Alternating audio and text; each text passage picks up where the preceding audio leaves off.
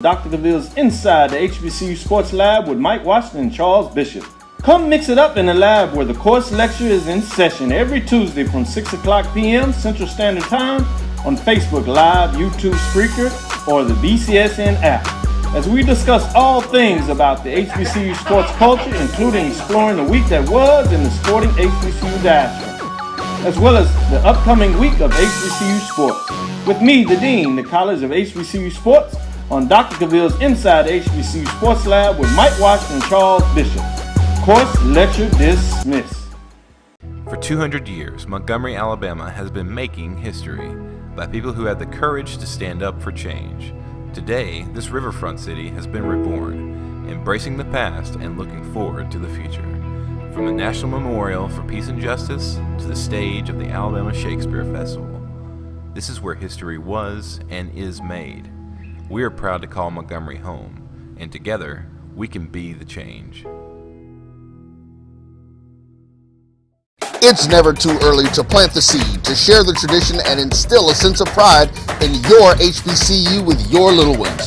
HBCU Pride and Joy Children's Boutique helps you share your school spirit with a wide selection of adorable kids' apparel and accessories officially licensed from your favorite HBCU. Visit hbcupridejoy.com and follow us on all social media at HBCU Pride Joy on Facebook and Twitter. The Cuvée Group is a Florida-based marketing and training consulting firm. We help businesses communicate to their target audience and engage them in conversation. We also help to expand their audiences, which will ultimately result in growth for those organizations. In addition to being a certified constant contact specialist, my colleagues and I are also certified in John Maxwell Leadership Principles. We use these proven principles to conduct workshops, training, and private coaching sessions for individuals and companies looking to take things to the next level. Contact us to schedule a free consultation. Issues today, don't delay, call Cuvée. Follow the Black College Sports Network and all of our shows on YouTube. You can find us at MyJBN Online and on all social media at MyBCSN1. This is Brian Fulford. AD Drew and I are co-hosts of the BCSN Sports Wrap. We talk about all things related to HBCU athletics. From the games, teams, coaches, and fan interest stories, we cover it all. You can find our shows on Facebook at BCSN Sports Wrap, YouTube at MyJBN Online, and everywhere you listen to podcasts like Anchor, Spotify, Google, and Apple Podcasts. You can also find the show on the Jericho Broadcast Network's app. Make sure to download. We look forward to you joining the conversation and being a part of the show. Shot to third base. Great stab right there by Armstrong. And goes across the diamond to get him out right there. What a play there by Armstrong. Hey, look, and you can see areas. For 200 years, Montgomery, Alabama has been making history by people who had the courage to stand up for change.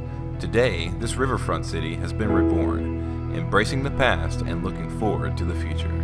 From the National Memorial for Peace and Justice to the stage of the Alabama Shakespeare Festival, this is where history was and is made. We are proud to call Montgomery home, and together, we can be the change. Since 2002, Empowerment Resources, Inc., a nonprofit organization. For 200 years, Montgomery, Alabama has been making history by people who had the courage to stand up for change. Today, this riverfront city has been reborn, embracing the past and looking forward to the future. From the National Memorial for Peace and Justice to the stage of the Alabama Shakespeare Festival, this is where history was and is made. We are proud to call Montgomery home, and together, we can be the change. Since 2002, Empowerment Resources, Inc., a nonprofit organization, has empowered more than 1,500 youth and adults in Duval and surrounding counties. Through its programs, Journey into Womanhood, Girls Mentoring, Life Skills for Teens, and parenting education coaching. To get involved with programs, volunteer, or donate, visit www.empowermentresourcesinc.org. Follow us on social media, facebook.com/empowerment.resources and instagram.com/empowermentjax. It was a monumental game for A&M and For 200 years, Montgomery, Alabama has been making history by people who had the courage to stand up for change. Today, this riverfront city has been reborn, embracing the past and looking forward to the future. From the National Memorial for Peace and Justice to the stage of the Alabama Shakespeare Festival, this is where history was and is made. We are proud to call Montgomery home, and together, we can be the change.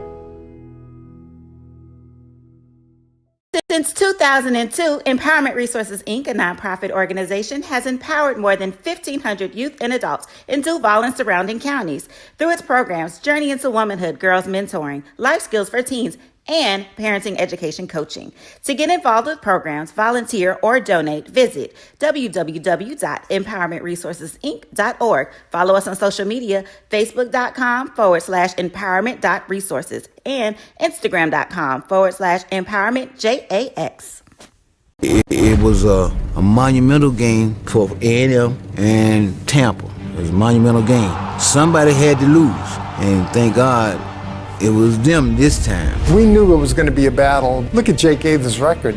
202 and 36, I think. Some off-the-wall figures. And nobody would play him because they didn't want to take a chance of getting beat. But the truth of it is, over 46,000 tickets. Blacks were sitting on it.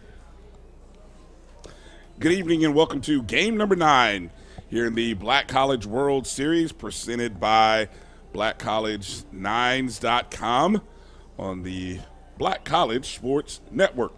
Brian Fulford and Nick Strong here to call this. Basically, Nick, we can call this the last opportunity any team has to get into the championship to take on Bluefield State. It is the number 1 seed, Xavier Gold, going up against the Florida Memorial University Lions. Yeah, this is going to be the Losers Bracket Championship. Loser takes all to go to the championship tomorrow, in a sense, you know. So, and Coach Adrian Holloway is going to send out one of his ace pitchers tonight, the undefeated Juwan Fitch, you know, and features a lefty with a fastball. He has some really good off-speed stuff as well. And he's topping out. He starts the gun at 87 miles per hour. First pitch, ball 1. Fitch with an ERA of 178 on the year. 7 games played, started 6-0 in those. First hit, and there's a bobble there by the shortstop. And already jumping on base for Florida Memorial. Number 6, Luis Rivera, the senior from Cuamo, Puerto Rico. I may have said that wrong initially. Yeah, last game Luis Rivera batted in the 3-hole, but he's going to lead off tonight in this game. He went 0 for 3 in that first game today with the walk. So he does know how to get on base, and he does know how to, run the bases. He actually got to 3rd in that last game, didn't get a chance to score. So opening error by the shortstop, puts a runner on. I'm actually going to give him a hit on that. That really? Was hit in the hole. Yeah, I think that was hit in the hole. Interesting. We don't have the official scores, so we'll go with the Nick Strong scoring here. And there's a fly ball into right field. And that ball is gathered up. That was Manuel Molinado. Flied out on the first pitch to the right fielder. And Xavier has 1 out. Yeah, good job there by Luis Rivera to go halfway. You don't want to get caught up in the wind there on that play. You got on with a leadoff hit. I would have liked to see some small ball as usual there, but Coach Burgos, said, Coach Strong, you stay in the broadcast booth. What'll be interesting to see for Fitch is the pitch count. Already having thrown only just 3 pitches and has 2 outs there. Will make it 4, and he got a ball on that. So, Fitch, I think he's going to come out throwing. Last night, Xavier started a lefty and Blair Frederick, 17 strikeouts out the gate. I'd like to see how Fitch responds, after that first-round loss. That ball fouled off by Junior Sanchez, the junior from Mocha, Dominican Republic. Yeah, that's what Florida Memorial is going to do. They're going to go overseas. They're going to go international. I mean, you're right there by the island. You know, you're right there by Cuba. You're right there by the Dominican, Puerto Rico. I mean, you're probably closer there than you are to Texas. You know, so I mean, you don't have to go all the way to Texas to get ball player. You can just go across the pond. The 1-1 by Fitch. Runners going. The play to first. He's out. No. Blue says he's safe. Good throw there by Rodriguez, but even better pick by, shortstop Antoine Rodriguez. So now runner in scoring possession on second. 2 balls and 1 strike for Fitch. Pitching to Sanchez. Sanchez yesterday in 7 at-bats went 5 of 7 in the 2 games played yesterday for Florida Memorial. Or excuse me, Tuesday. You know, what day is it? I have no idea what day it is. Today's Friday. Thank you. It's Wednesday in the opening, in day 1, I should say. Thank you. I'm still trying to get my days right. Pitch. The 2-1 pitch to Sanchez. Fouled. And going back to day 1 there, Sanchez, not only was he 5 of 7, scored 3 runs. Very productive day for Sanchez. And in the last game, he was 2 for 4 with the walk.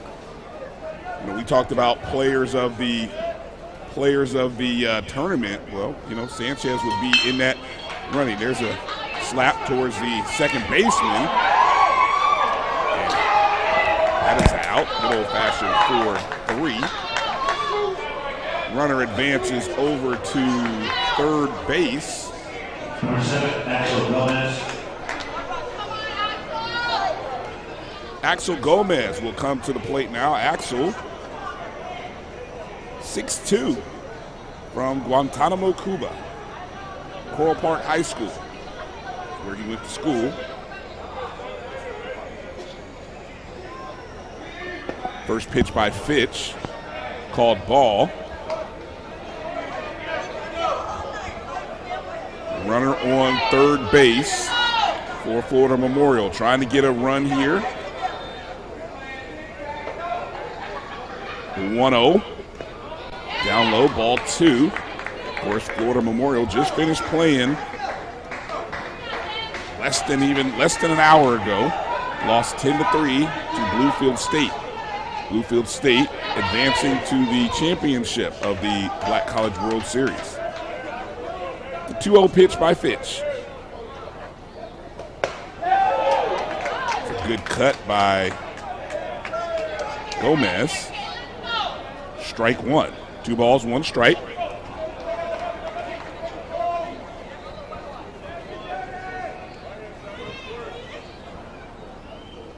Fitch, pitch. That ball to Santos. Santos scoops. Nice and easy over to Kuzan. And Xavier gets out of the inning. Florida Memorial, FMU leaves 1 runner on and 1 hit. We go to the bottom of the first. Xavier's coming up to the plate. You're watching the Black College World Series presented by BlackCollegeNines.com on the Black College Sports Network. This is our moment, and we're doing what many thought we couldn't. We're investing in the stock market. We're buying rental properties. We're starting businesses. And when you're looking for a financial advisor to help you build wealth, choose one you can trust. Choose Wilson Wealth. Devin Shaw in now for the Tuskegee Golden Tigers. Shaw comes in.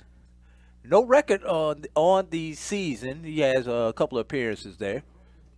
Swinging a long one, y'all. That one might get out of it. It has a chance. And it's into the bleachers. Home run. Chris O'Neal goes yard. That gives Lane a 10-0 lead right there.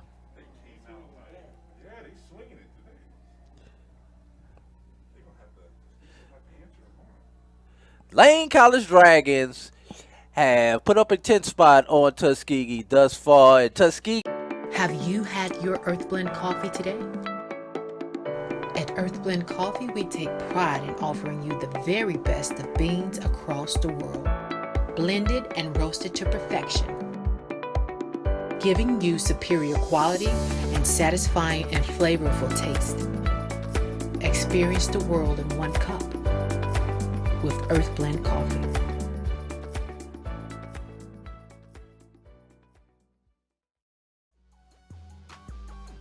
This is the Dean of the College of HBCU Sports, Kenyatta Cavill of Dr. Carson Sorrell on the bump for Florida Memorial right now.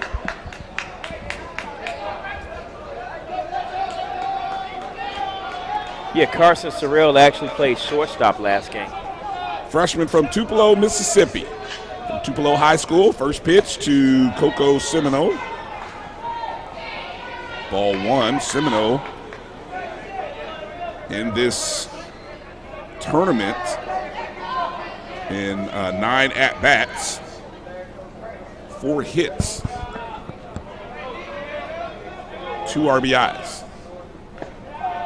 Ball low. Sorrell's been playing shortstop all weekend. He finally gets a chance to toe the rubber. And he's at 90 on the radar gun. He's touched 91. 2-0 pitch. That ball's high and away from the catcher, Luis Velandia. So this is the 4th game for Florida Memorial, and I'm not really sure how much pitching he has on the roster. He did have to go to a position player here, so I'm wondering if he's going to have to use the whole bullpen tonight. 3-0 pitch. And Semino takes that. And very dangerous. And you know, that's 4 straight pitches that were balls right there. So that, not a good start to the leadoff hitter for Xavier. Or for Florida Memorial, I should say. Antonio Rodriguez comes to the plate now. Rodriguez, also the shortstop. In 8 at-bats, just 1 hit. Walked once, has had 2 strikeouts. Hasn't been able to push Semino across very often in this series.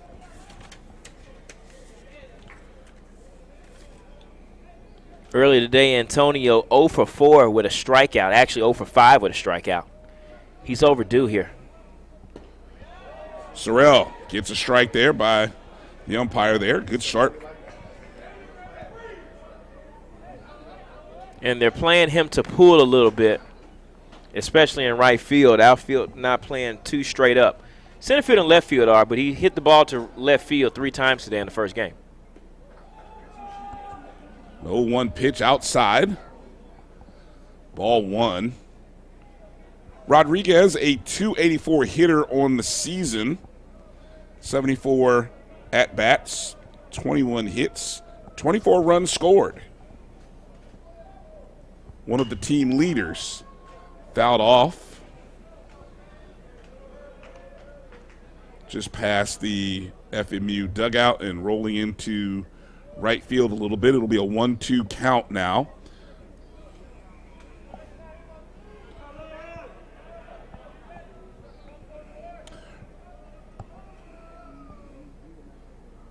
That's a good pitch.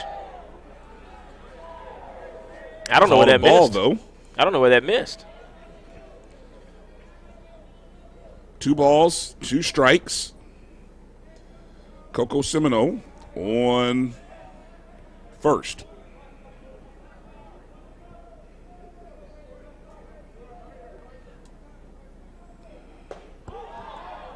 Caught him looking, punched him out with the strikeout. First strikeout of the day for Sorrell. And Antonio Rodriguez knew it when he let that pitch go across. Maybe something you try to want to swing on that. You know, you don't really want to go down swinging with the leadoff guy. You want to put yourself in a position where the opposing team has to make a play, you know. Jose Fulgencio comes to the plate now.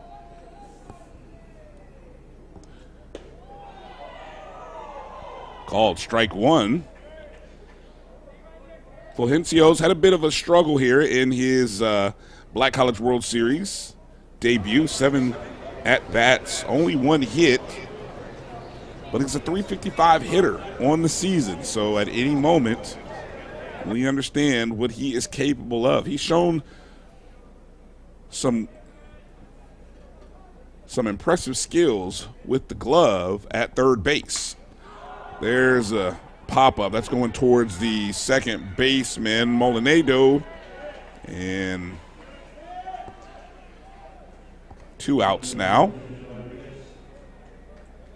A lot of intensity out there tonight, and it's not even coming from the field. I mean, the fans are in this contest tonight as the fans made the drive from New Orleans, and Florida Memorial has some fans in the stands too. And I'm really actually glad to see this matchup tonight. You know, Florida Memorial came into this, series winning their first 2, lost the last one, a tough one, to Bluefield, and Xavier coming in as the #1 seed. Tristan Rodriguez at the plate now. Slaps it right to Molinado, knocks it down, picks it back up, gets it over to first base, and Xavier leaves a runner on. And we go into the second inning. Our score still 0-0. You're watching the Black College World Series presented by blackcollege9s.com on the Black College Sports Network. Hey, do out? Yep.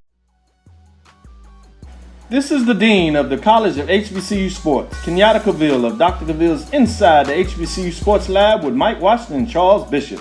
Come mix it up in the lab where the course lecture is in session every Tuesday from 6 o'clock p.m. Central Standard Time on Facebook Live, YouTube Spreaker, or the BCSN app, as we discuss all things about the HBCU sports culture, including exploring the week that was in the sporting HBCU diaspora, as well as the upcoming week of HBCU sports. With me, the Dean, the College of HBCU Sports, on Dr. Cavill's Inside the HBCU Sports Lab with Mike Washington and Charles Bishop. Course lecture dismissed. For 200 years, Montgomery, Alabama has been making history by people who had the courage to stand up for change. Today, this riverfront city has been reborn, embracing the past and looking forward to the future. From the National Memorial for Peace and Justice to the stage of the Alabama Shakespeare Festival, this is where history was and is made. We are proud to call Montgomery home, and together, we can be the change. It's never too early to plant the seed, to share the tradition, and instill a sense of pride in your HBCU with your little ones. HBCU Pride and Joy Children's Boutique helps you share your school spirit with a wide selection of adorable kids apparel and accessories officially licensed from your favorite HBCU. Visit hbcupridejoy.com and follow us on all social media at HBCU Pride Joy on Facebook and Twitter. The Cuvée Group. Florida Memorial comes to the plate in the top of the second. Jalen Young, the right fielder, along with Ulysses Rodriguez, the third baseman, and Samuel Urso, the left fielder. That's the 5, 6, and 7 batters coming up. Facing Juwan Fitch, 6-0 on the season. That's a tight ball one. Inside to Young.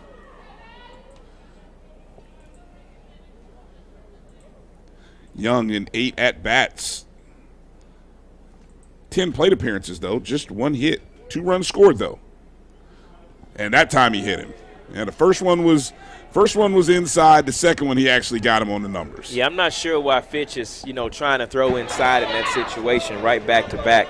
Jalen Young, as you talked about, isn't having a good series. You kind of let a guy like that get himself out. You don't have to be finesse with that kid right there.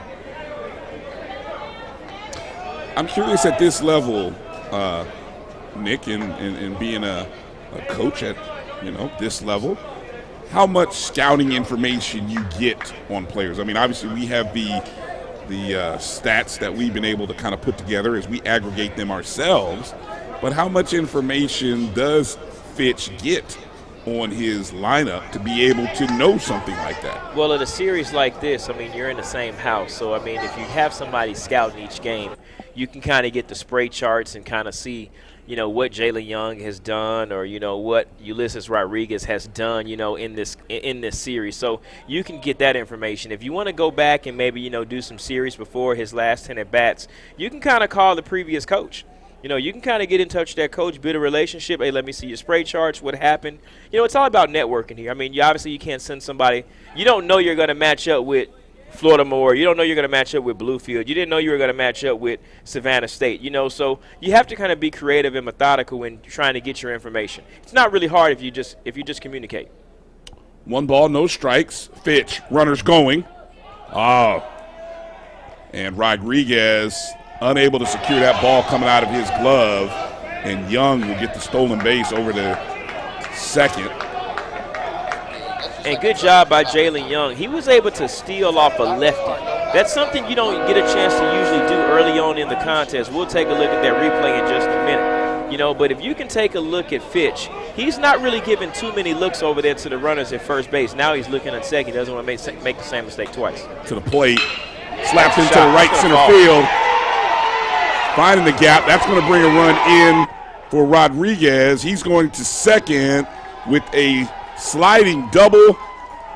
And Jalen Young comes in to score. FMU with the first run of the contest. 1-0 lead. Yeah, good RBI double by Ulysses Rodriguez, but an even better piece of hitting. Taking it to the right center side of the baseball field, which is what you want to see if you're head coach Tino Burgess. You definitely want to have your kids, you know, thinking oppo, especially we talked about with the lefty. I talked about last night, Bluefield may want to think about changing their approach against Blair Frederick. Coach Tino Burgess told his guys that today as well. Their lefties like to work outside. Depend on maybe taking the ball to that right center field, and you got yourself a hit, maybe two. Ball 1 down low to Samuel Urso, the left fielder for FMU. Runner on second is Ulysses Rodriguez.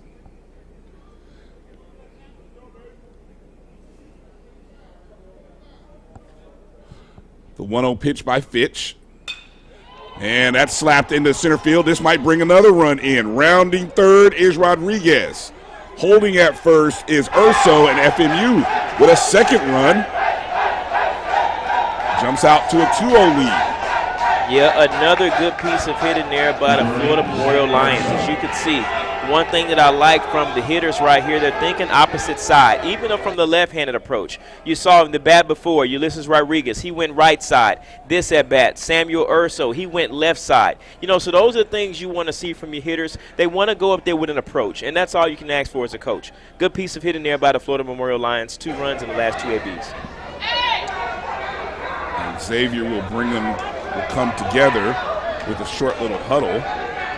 We saw Xavier get behind in their first game of this tournament on absolutely last night, Thursday. Thank you. The day 2, that's all I was going to try to reference. I wasn't even trying to think about the days.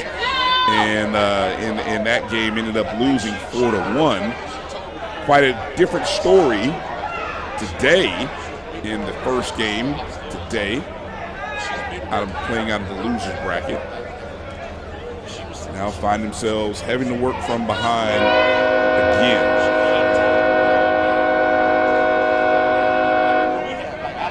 It looks like another Urso to the plate here. That ball skips towards the plate, ball 1. No relation, though, as Zachary Urso, the shortstop. Are you serious? Zachary Urso is a junior from Sunrise, Florida. On first base is Samuel Urso, the freshman from Plantation, Florida. Now, that doesn't mean they aren't cousins. Toss over to first base. Well, the train wants to let us know that he's coming tonight. Now, it's possible, though. They did go to the same high school, though, Davie Western High School. So I'll just throw that as a curveball in this whole relationship. And if I dig a little deeper here, Nick, I'll find out that maybe they are related. Just do a little digging here and see what we can find out. 1 ball, 1 strike to Zachary Urso. Samuel Urso's on first after having driven in the second run of the contest. To the plate. Ball 2. Now, one thing that I'm noticing here from the Gold Rush, Coach Adrian Holloway hasn't put anybody up in the bullpen. So I think that says something about his starter tonight, that he's going to go along with Juwan Fitch and make sure that he trusts his starter. That ball gets by Rodriguez. That's going to send Samuel Urso over to second on the pass ball. Yeah, I think that one kind of crossed up Tristan Rodriguez. He kind of went for a fastball. You can take a look right here at the replay. He kind of went for a fastball pitch. He put his glove out there for a fastball, but he had to turn it around real tight at the last minute. He may have been expecting fastball, and he got something in the dirt there off speed. 3 balls, 1 strike to Zachary Urso with a runner in scoring possession on second. The pitch. Swinging, strike 2. And now the count is full for Juwan Fitch. Nobody out here in the top of the second inning.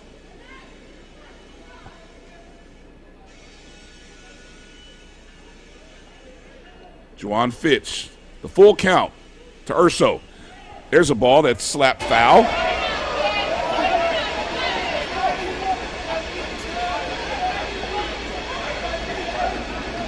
Yeah, and if Urso really wants to, show Coach Tino Burgess that he wants to hang inside this lineup, another good shot to maybe left center field may be a good one while the left fielder is playing kind of in on Urso. The 3-2 caught him swinging on that one, and there's the first out of the And that's not going to keep him in the lineup.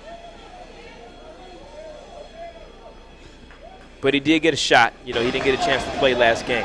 Bottom of the order up for FMU, Luis Belandia comes to the plate for FMU. This is his first bit of action, his first plate appearance in this series. And right off the bat, he comes up, slaps it past the second baseman. This might get one in. To the plate comes the throw. It does. A single RBI for Valendia. Great start there for FMU. And now they lead 3-0 over Xavier. One thing that Coach Tino Burgess did is he switched this lineup around. He left the 4 starters in from last game, but he also put in he left 5 starters in from the last game, but his bottom 4 are guys that didn't get a chance to play. Ulysses Rodriguez, Samuel Urso, Zachary Urso, and Luis Villandia. And they all came to play tonight as well. They got their time in, they're getting a chance, and they're going to make it happen. Remember, that's the catcher, Luis Vandalia, so they're going to use a courtesy runner, NAIA rules, and they're going to put some speed on first base. Still only 1 out in this inning. And now Juwan Fitch faces, again, Malik Shinozaki. Shinozaki with a single to open up the game in the first inning. Actually, I take that back. Shinozaki is also a new one. He didn't play last game either. I thought it was Luis Rivera. Oh, I'll tell you what, the guys who haven't gotten action, they've come in swinging away and been hot. The 1-0 pitch outside, ball 2. Now, where's Shinozaki from? He is from Japan. I'm going to mess this one. From Japan. Right. I'm just going to leave it at that. From Japan. I will work on the pronunciation over the course of this contest. And I can see his batting stance. It's very unorthodox. It's very Ooh, good cut there, but a strike all the same. And actually, this isn't his first appearance. He actually had 2 other plate appearances prior to coming up in the first inning. FMU, a team of international flavor. That ball skips on the dirt. The throw goes way into center field, but it's good. It's backed up by Semino. So we're just going to have the wild pitch that advances Valendia to second. Yeah, Xavier not playing their best baseball early on here. That's not a throw that Tristan Rodriguez needs to make right there. You just got to sit that one out, spit on that, and just kind of give it up. And then where he threw it from, he tried to throw it at an angle. He was more so like right in front of us on the angle. When he threw that ball, he threw it to the right side of the bag, which is not good. He probably would have been better off not throwing that ball. Absolutely. Runner on second, the 3-1 pitch by Fitch. Foul ball. As you can see, his finished swing, he kind of has that Japanese swing where they kind of hold on that last part of the swing. You'll see Ichiro doing stuff like that. You'll see Otani doing a swing like that. you know, you'll see the Japanese guys putting that swing in. It's very similar. They use their elbows a lot over in Japan. The full count from Fitch. Skips in the dirt, and Shinozaki will take first on a walk. And that'll get the bullpen up for the Gold Rush. And I'll tell you, you know what's interesting, what we've seen over the course of this tournament is that the teams who have sort of had to play back-to-back, they seem to have come off of one win and played well at the beginning of the second. Now, that's not a guarantee that they'll win, but they've started the next game well while their opponent has started off sluggish. So is that a fact that you're saying? Because usually Just you do an observation. you do the announcer's jinx. I just want you to know. You know, you congratulate him, and then all of a sudden it just falls apart, Brian. Just an observation. That's why I said if it's a fact. Not a fact. Not a fact. An observation. And maybe I'm wrong. If I'm wrong, I'm wrong. We told you to stop observing. First pitch is a ball for Fitch. Already into 33 some odd pitches here in just 1 1/3 innings. Foul ball off the screen. Manuel flew out to right field in his first at bat, so his bat kind of slow, a little lazy. In that first game, he was able to reach base twice, one on a hit by pitch and one on a walk. 17 plate appearances, just 1 hit in 15 official at-bats. Tough going for Manuel. Ball high. You know, Manuel plays a good second base out there. You know, he was able to kind of move around, make some plays. He likes to play up that middle. Although Coach Tino Burgess was given the right side to Bluefield, they only hit it twice, maybe 2 or 3 times. But he's very rangy out there at second base. The 2-1 pitch by Fitch. Outside again. Maldonado from Sagua La Grande, Cuba. See, for some reason I can get that out a lot better than the city that Shinozaki He went to high school in Florida. Oh, Hialeah Gardens, of course. Definitely. Yes. Home of Hialeah Race Course. Didn't think I knew about that spot. Of all the things to remember. 3-1's the count. To the plate. That's a fly ball going into right field. Coming over is Frederick. Secures it. Going to make the throw. Hits his cutoff man, but Luis Valendia advanced. We call that a sac fly. And that's what I was talking about. You know, yes, he did get the sac fly. Nevertheless, he flew out to right field. That's 2 right field flyouts from Manuel Maldonado. You know, he's going to have to get that bat working. You know, you can't keep flying up to the right side. That shows that your bat is lazy and that you're dropping your back elbow. So he's going to have to get some advice from the hitting coach and kind of change up that swing just a tad bit. Want to shout out to the pitching coach of the Florida Memorial Lions, Antonio Alfonseca. You know, we talked to Coach Coker earlier. He said that he couldn't make the trip, but you know, Alfonseca used to wear those colorful gloves, you know, on the field when he played in MLB. Runners on the corner now from Junior Sanchez. That's coming our way, Nick. No, not quite. It actually landed. I thought that might, but it just skipped. Well, over. I'm going to try for it. And hopefully Roy can turn that camera around and put it on me when I get it. When you catch it? When I catch it. I was thinking about maybe we should set up a table outside tomorrow. How would you like to do a game outside? Right in front of us. Can the mics reach outside? We've got the windows open. This is about as outside as I want to be. I like to actually sit outside, man, with my feet up on the rail, you know, have a little fun, drink a couple of, you know, Powerades while we're out there. The 0-1 pitch. Fitch goes back over to first.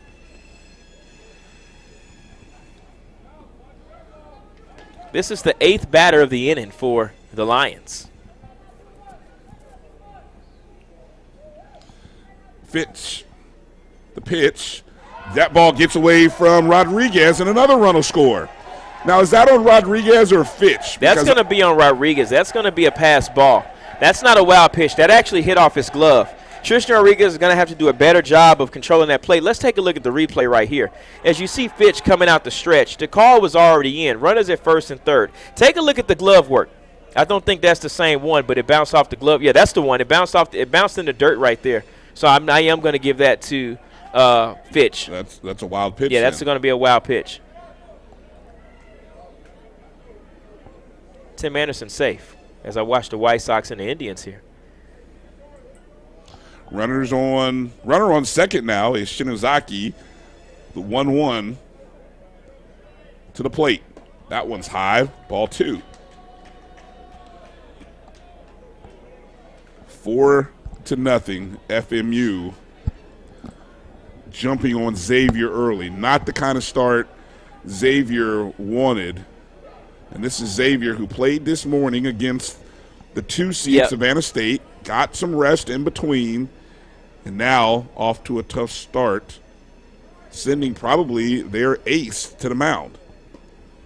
Low and away, ball 3. Yeah, but also I have to think about this. This is Tristan Rodriguez's 3rd game in less than 24 hours. I mean, I'm not sure if, Coach Holloway has a backup catcher or a secondary catcher back there, but it looks as though Tristan Rodriguez, he may be a little fatigued back there. I mean, not necessarily fatigued, but he's played a lot. I think that's going to play a role as well. That ball is low. Sanchez walks.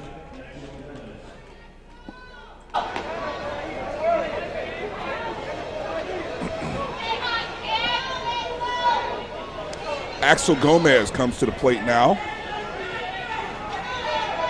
Gomez grounded out to second base in his last at-bat.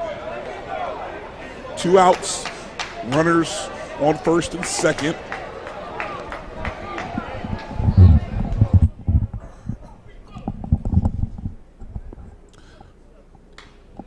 Foul ball.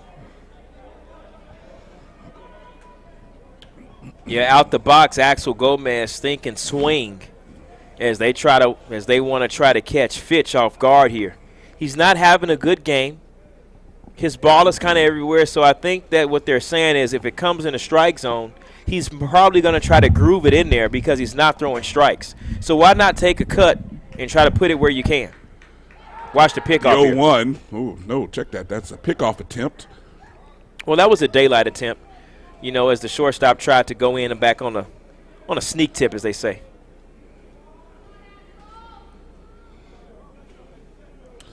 The 0-1 to Gomez at the plate.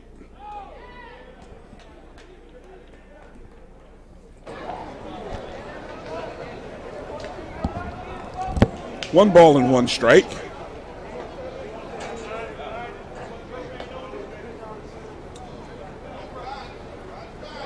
Fitch with about 44 pitches unofficially by our count. The 1-1 to Gomez.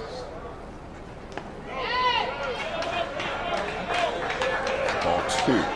And Fitch is going to have to pick it up here. I see there's a ball that's going to get down. Rodriguez taking a moment. And there is somebody warming up down there in the bullpen. Yeah, they've got double barrel action down there in the bullpen. It looks as though Mayfield is back up. I can't tell, but it looks kind of like Mayfield, the kid who pitched earlier. I hope it's not. In my opinion, I don't think he should be pitching. And Mayfield pitched a complete game. Oh, man, and he did awesome. After this morning. I guess it was afternoon. Yeah, it was this afternoon. Yeah. Awesome job.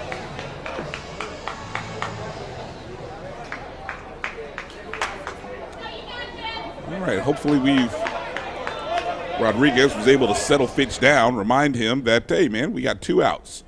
Fielder's choice anywhere, infield. The 2-1 pitch. Shot towards center field. Semino's under it, and he secures that. Florida Memorial leaves 2 on, but a big 4-run inning for the Lions. We're going to the bottom half of the second. You're watching the Black College World Series presented by BlackCollege9s.com on the Black College Sports Network.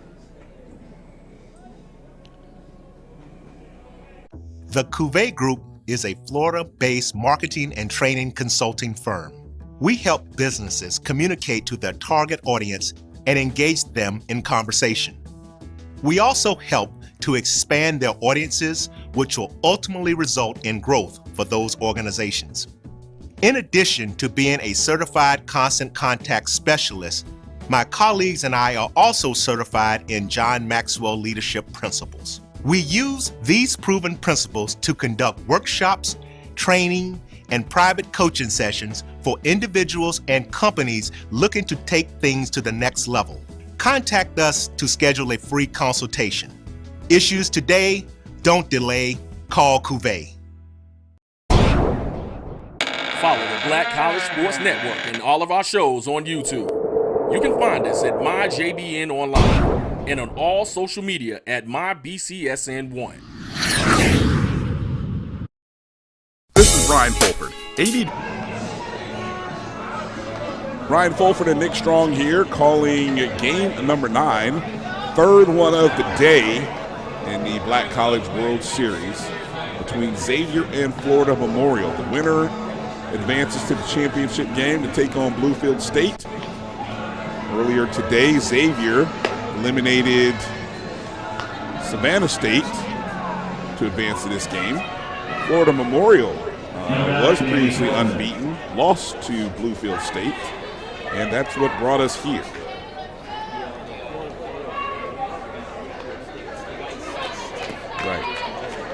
Right. It is a double elimination tournament.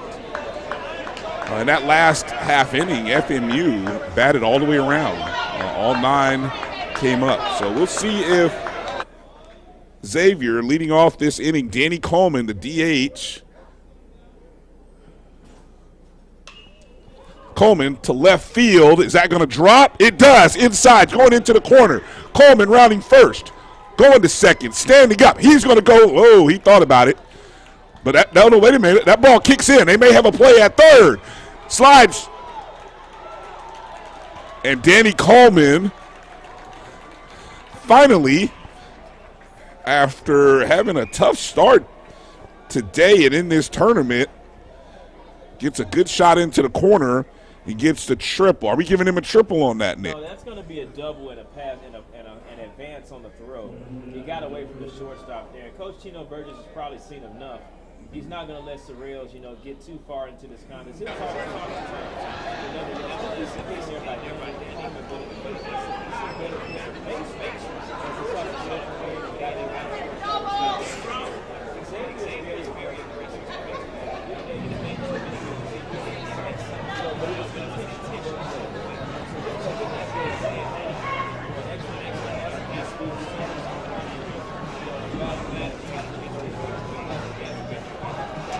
You mentioned the aggressiveness on the base pads. Xavier leading in AIA, ranked number 1 in stolen bases per game. They are number 2 in stolen base attempts.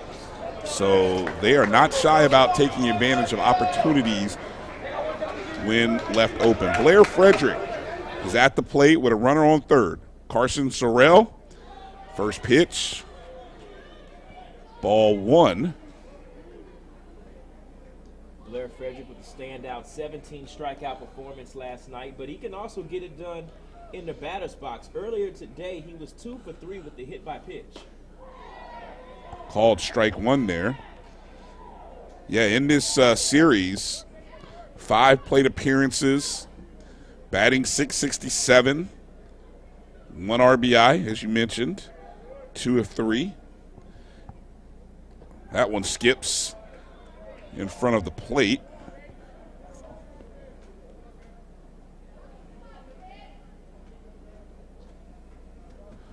Frederick on the season.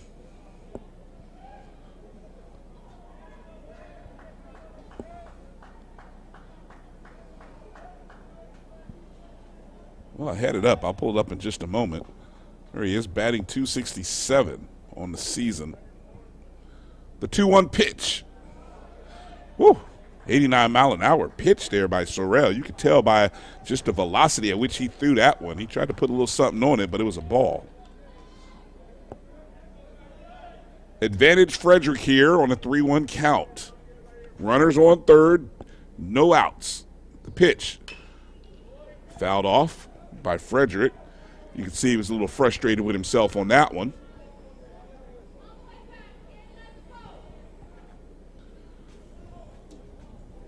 Yeah, Blair Frederick just looking for something he can drive. That first run for the Xavier Gold Rush just to get back in the contest is going to be very huge for these guys. They need one just to get going. Full count by Mike Count, and that is ball 4. So that puts Frederick on first. An RBI would be good, but Number 25, Courtland Posey. Courtland Posey, the left fielder, has runners on the corners, no outs. And, we talked about the aggressiveness of Xavier. Let's see if they send Frederick and try to move him into scoring position and what Coleman does.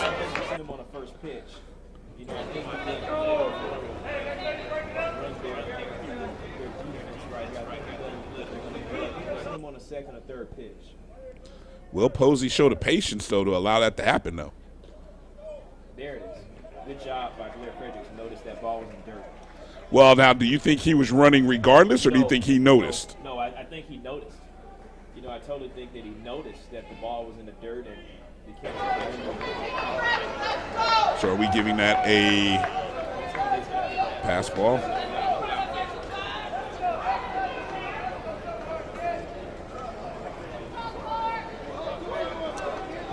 Two runners in the scoring position now for Courtland Posey. One ball, no strikes. Expecting a squeeze. And Coleman kind of showing over there on third base a little early. Outside, ball 2.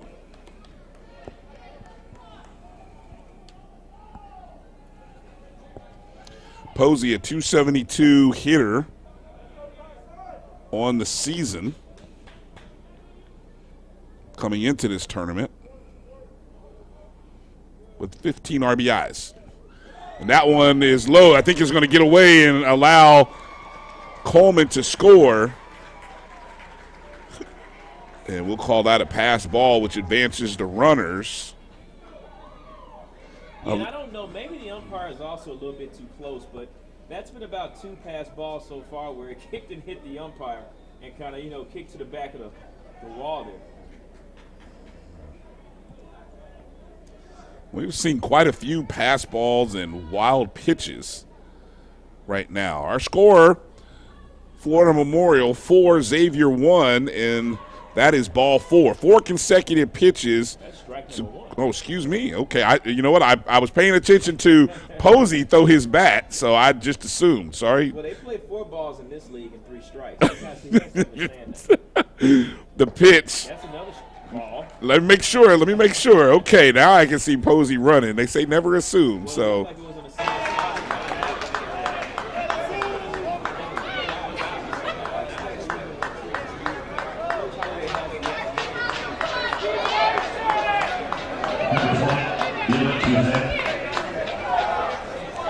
4-1 lead for Xavier. Runners on the corner, no outs. Dylan Kuzin, tying runners at the plate. I suspect he goes with the first pitch here. He took a little drop step there, fake it. Ball 1. Florida Memorial seemed to be set up, and here comes the first baseman out, Axel Gomez, to talk to Sorrell.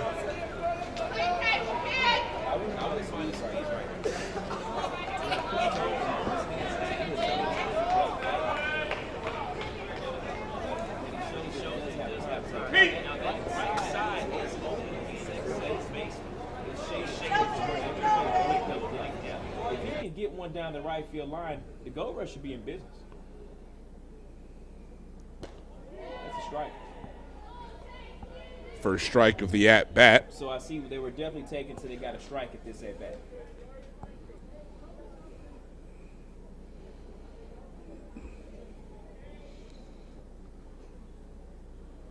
One ball, one strike. As Kuzin looks down the third baseline to get the signal from his coach. Sorrell to the plate. Fouled off. So that was a hit and run. As the runner at first, Posey was running on that pitch. Courtland Posey on first. Now you got 2 strikes. You kind of put yourself in the hole here. You got to make contact if you're going to go with a hit and run. 1 ball, 2 strikes. Runners on the corners. And you also want to stay out the line drive to play here. Slap. Oh, man. Okay, coming our foul ball off the net.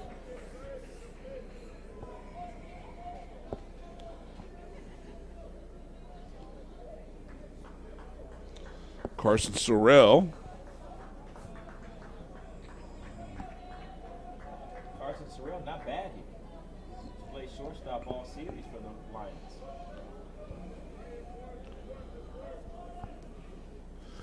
The pitch. Low away, runner goes, no check. They just let him have that stolen base. And that's what I mean. You know, you got to make sure you put some pressure. I know you're losing right now, but there's still no outs. And you hold the key with runners at first and third. That's one of the hardest situations that you can, you know, first and third, you have the most situations on offense to kind of run some options. You have the most options on offense in that situation. The 2-2 pitch.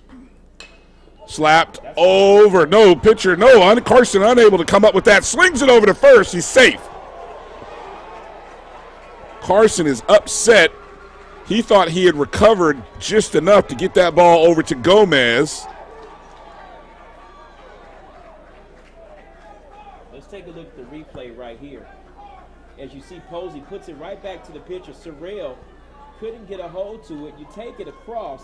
And I think he beat that out. I think the umpire made the right call there. Nevertheless, RBI for first baseman Dylan Kuzan. Cuts the lead to 4-2.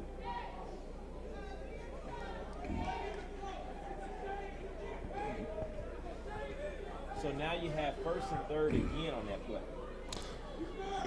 This is the third batter that's come, if I'm not mistaken, third batter that's come up with runners on the corners. 4-2 now for Florida Memorial. They're going to take away the bunt at third base. That ball's high and inside. Ball 1 to Jonathan Santos. Santos, the number 9 batter, second baseman. Ulysses Rodriguez in on the grass at third base. They're going to try to take away the squeeze. Now with Kuzan at first, Posey at third. Now one of the things about first and third, this is a situation in college baseball where when you get your practice in and you're doing your live scrimmage or you're doing your, your controlled scrimmage, first and third is probably the situation you're going to go with the most. That was an awesome play there by Coach Holloway. He was going for the squeeze, but also he put on the steal. So therefore you got the squeeze going, maybe a bunt and run. If that bunt gets down to first base, that runner at first is trying to come all the way to third, and they're trying to get on base, but also you got a run coming home. I mean, you got 3 things you got to worry about there. Infield in here for the Lions. Runners on second and third to Santos. And outside, and Sorrell might still be a little frustrated from the last at-bat as he thought he had Kuzan out, but a very close play at first base went to the runner. Now we're faced with a 3-0 count. Over the plate, strike 1. Jonathan Santos batting .333 in this tournament. Yeah, and scored twice early on in the first game with an actual stolen base as well.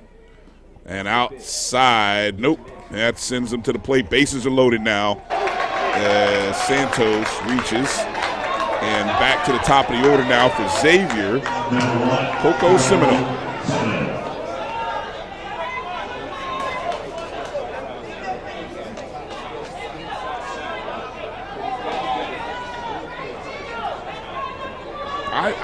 I think he may give him an opportunity because you have an opportunity to get a double play. Obviously, the play, or triple play.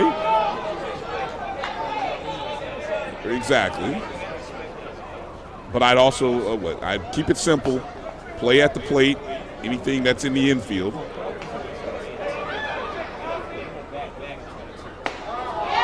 Good first pitch there by Sorrell.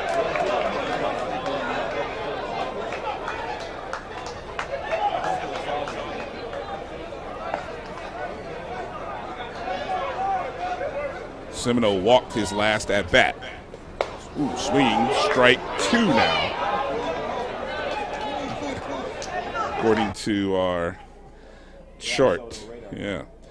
Seminole batting .444 in this tournament.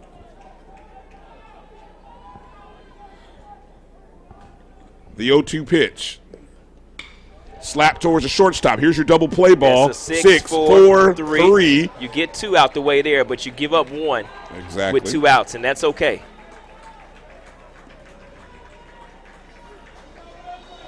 An excellent turn by the shortstop there. That's going to be Zachary Uso making the turn with second baseman Manuel Melindo. So Posey scores. Dylan Kuzan a third. Only gave up 1 run, and it's 4-3 now. 2 outs. Good pitch. Good first pitch there to Antonio Rodriguez. So he's pitching backwards, going with the off-speed first, kind of keeping the gold rush off balance here. Rodriguez in a bit of a slump in this tournament. Inside, ball 1. 1 ball, 1 strike. Sorrell seems to be picking up the pace here with his delivery. There's a pop-up, infielder, shortstop coming in, secures it. Zachary Urso makes the final out, so Florida Memorial gave up 3 and avoided what could have been a bigger inning. Xavier leaves 1. Big second inning for everyone. The score is now 4-3. We head to the third. You're watching the Black College World Series presented by BlackCollege9s.com on the Black College Sports Network. This is Ryan Fulford. AD Drew and I are co-hosts of the BCSN Sports Wrap. We talk about all things related to HBCU athletics. From the games, teams, coaches, and fan interest stories, we cover it all. You can find our shows on Facebook at BCSN Sports Wrap, YouTube at MyJBN Online, and everywhere you listen to podcasts like Anchor, Spotify, Google, and Apple Podcasts. You can also find the show on the Jericho Broadcast Network's app. Make sure to download. We look forward to you joining the conversation and being a part of the show. Shot to third base. Great stab right there by Armstrong. And goes across the diamond to get him out right there. What a play there by Armstrong. Hey, look, and you can see Arias giving some love to Armstrong with the head nod, but that was a great play. Watch the replay there. What I noticed first, Drew, is the minute Armstrong took off, he led with his glove out. He had his glove out ready so that by the time... For 200 years, Montgomery, Alabama has been making history by people who had the courage to stand up for change. Today, this riverfront city has been reborn, embracing the past and looking forward to the future. From the National Memorial for Peace and Justice to the stage of the Alabama Shakespeare Festival, this is where history was and is made. We are proud to call Montgomery home, and together, we can be the change. Since 2000. Top of the third inning here in Montgomery, Alabama for the Black College World Series. Florida Memorial with a 4-3 lead. Jalen Young at the plate. He led off the 4-run inning for FMU. There's a shot right at the pitcher. Hits the mound, comes up to Rodriguez, over to Kuzan at first, and there's a very sharp and quick 6-3. Yeah, and you just may want to go out there and check Fitch just in case. Let's take a look at this replay right here. Fitch with the pitch, and Jalen Young just kind of ripped it right back up the middle. Here's the pitch right here, as you can see. He hits it. Jalen Young puts it right back. It hit off the mound. It just luckily it didn't hit Fitch. Yeah, it went right between his legs. Foul ball, Ulysses Rodriguez. And I was going to mention that Young led off the inning in the second. You did mention it. I did. Okay, yeah. Thank you. All 9 batters came to the plate. You did mention that. Wasn't sure just because of how quick that first pitch and first hit happened. So now Fitch in an 0-2 spot. Great opportunity here. The 0-2 pitch. High. Ball 1.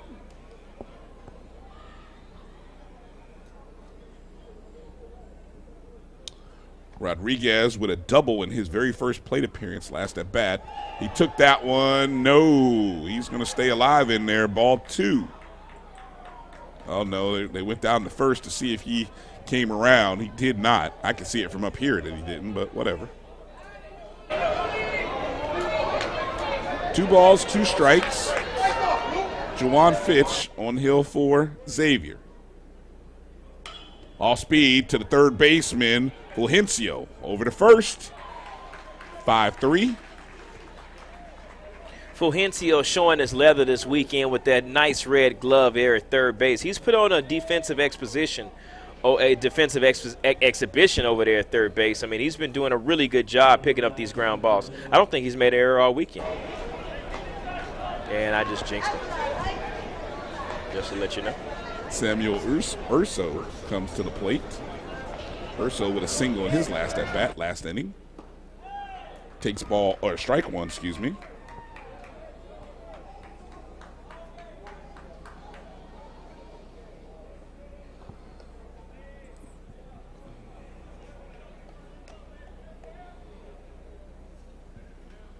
The 0-1, off speed, fouled off.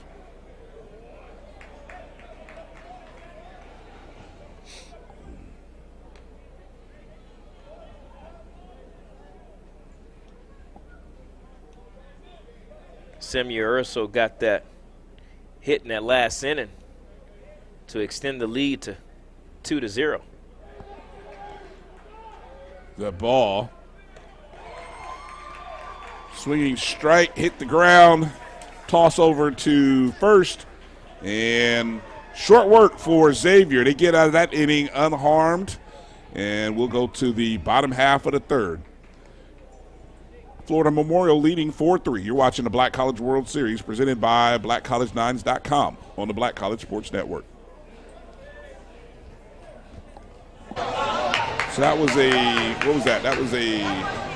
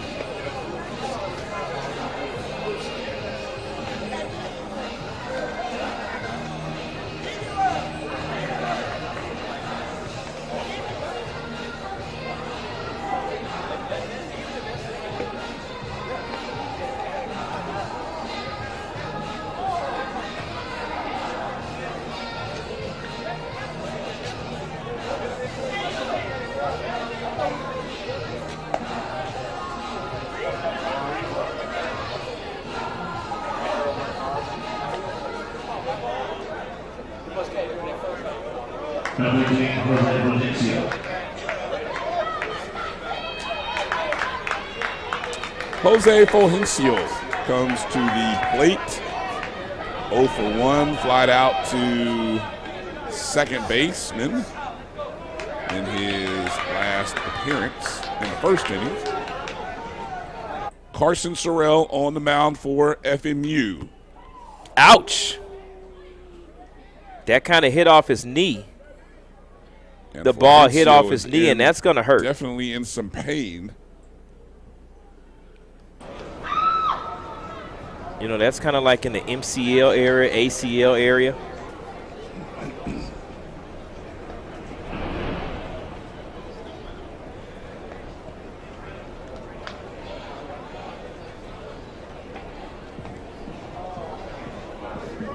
and they're going to try to help him up. Let's see if he can get up and walk. He's really in pain. Going to see if we can see what happened. No. Okay. We're going to take a break while they attend to Jose, and when we come back, we'll hope for the best. You're watching the Black College World Series on the Black College Sports Network. Since 2002, Empowerment Resources, Inc., a nonprofit organization, has empowered more than 1,500 youth and adults in Duval and surrounding counties. Through its programs, Journey into Womanhood, Girls Mentoring, Life Skills for Teens, and Parenting Education Coaching. To get involved with programs, volunteer, or donate, visit www.empowermentresourcesinc.org. Follow us on social media, facebook.com/empowerment.resources and instagram.com/empowermentJAX. It was a monumental game for A&M and Tampa. It was a monumental game. Somebody had to lose, and thank God it was them this time. We knew it was going to be a battle. Look at Jake Ave's record.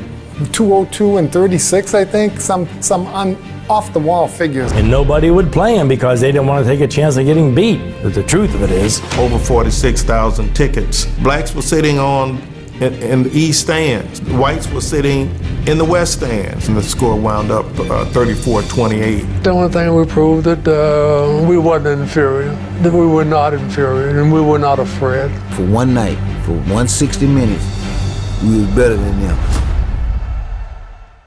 This is our moment, and we're doing what many thought we couldn't. We're investing in the stock market. We're buying rental properties. We're starting businesses. And when you're looking for a financial advisor to help you build wealth, choose one you can trust. Choose Wilson Wealth.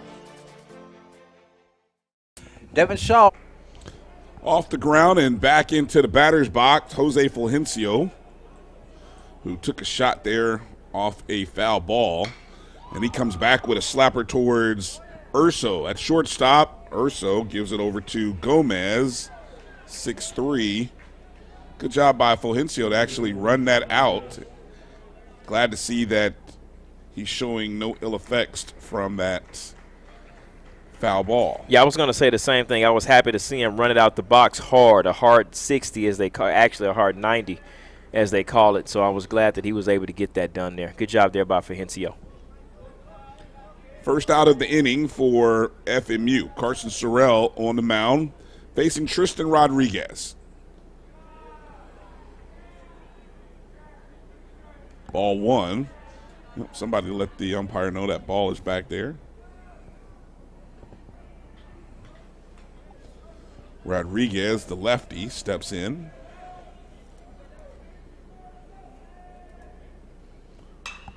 There's a shot towards left field. It's going to drop in front of Samuel Urso. And that's going to be a nice single there for Tristan Rodriguez. Yeah, Tristan Rodriguez trying to get back in the groove. Good job for him. He's been trying to find that stroke today. His first hit of the day.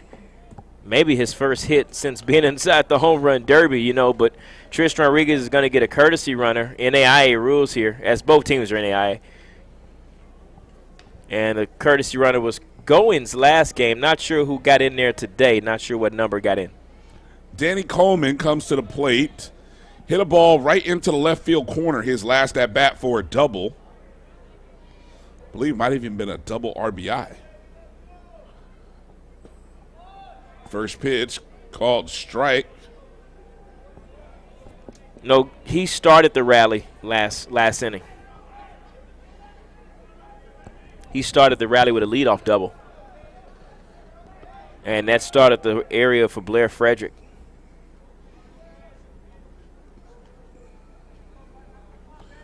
Pinch runner on first. I think it's Goins. Goins? Goins courtesy ran last game for Tristan Rodriguez. The 0-1 pitch. Outside, ball one. Coleman had an impressive first round in the home run derby yesterday.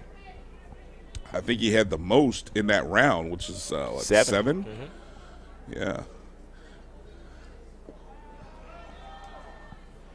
Ball 2. And then I don't know if it was just possibly fatigue or just never connected quite as well in the championship round. 2 balls, 1 strike. Runner on first is Tristan Rodriguez's. There's a foul ball by Coleman. Sorrell caught him in on those hands right there. Got a chance to get inside of his wheelhouse.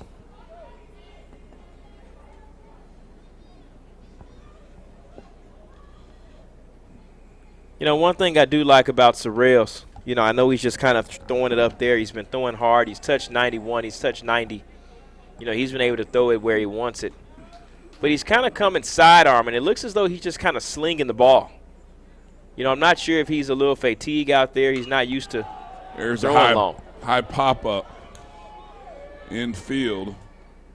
Floats back in right around first base for Axel Gomez. I would have probably dropped that. What's that? I would have dropped that. I would have got that courtesy runner off the base paths. I'd rather see Danny Coleman than a courtesy runner.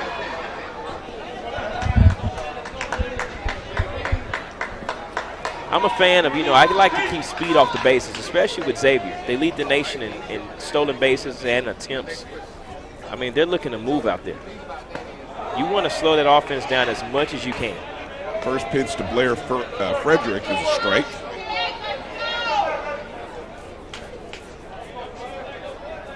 Oh, he faked him and got even more. He might be going here. Now he's worried. Now Sorrells is worried about the runner, which you got 2 outs, buddy. You need to focus on getting the out here at the plate, and that's Blair Frederick. You walked him in his first at bat. Mm-hmm.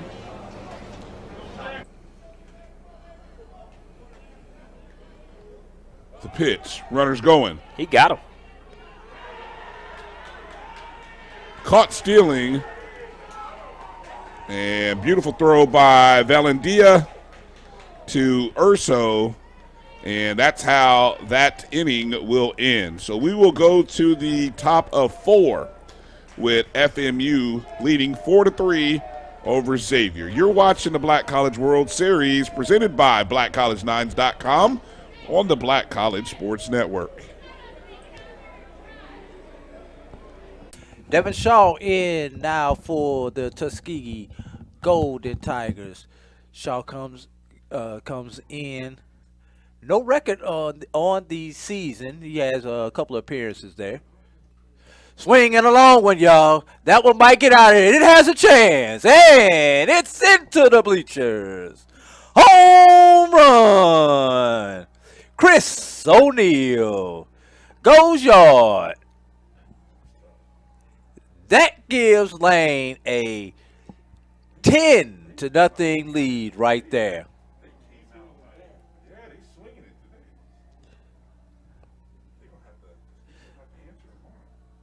Lane College Dragons have put up a 10 spot on Tuskegee thus far. And Tuskegee. Have you had your Earth Blend coffee today? At Earth Blend Coffee, we take pride in offering you the very best of beans across the world, blended and roasted to perfection, giving you superior quality and satisfying and flavorful taste. Experience the world in one cup with Earth Blend Coffee.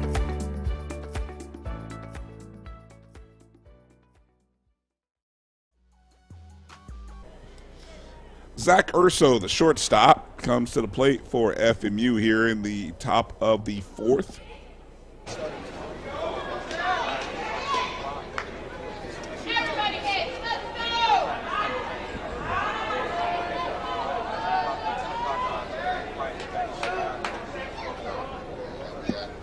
The pitch from Juwan Fitch. There's a pop-up coming. Oh, he should have had that. He's got to have that next time in the stands. Comes over towards was right in front of him. A few sponsors are sitting in the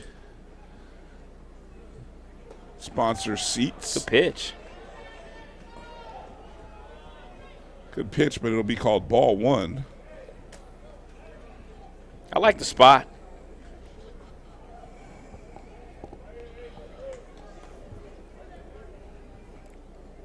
The 1-1 fouled off again by Urso. Tight ball game as Hitch got into some trouble last inning. You know, Coach Holloway didn't really panic and change pitchers. He stuck with his starter. I like to see that. A lot of confidence out there in Juwan Hitch. 1 ball, 2 strikes. Outside, ball 2.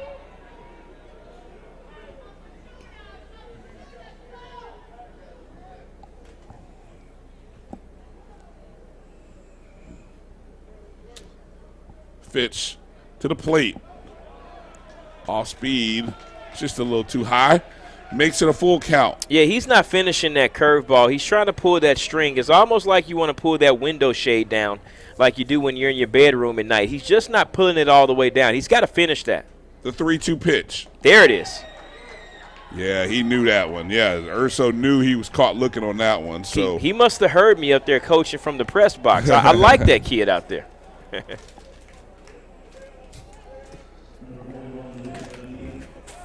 First out of the 4th inning. And now, Luis Valendia with a single just past the second baseman in the last inning. That was a bowling row. Did you see the assistant coach there? No, Looked like he was trying to knock down the 10 pin on a spare.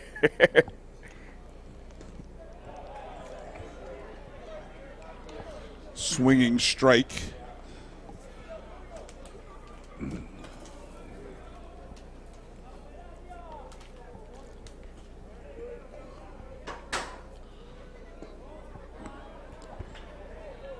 Ball 2. Valendia, the catcher.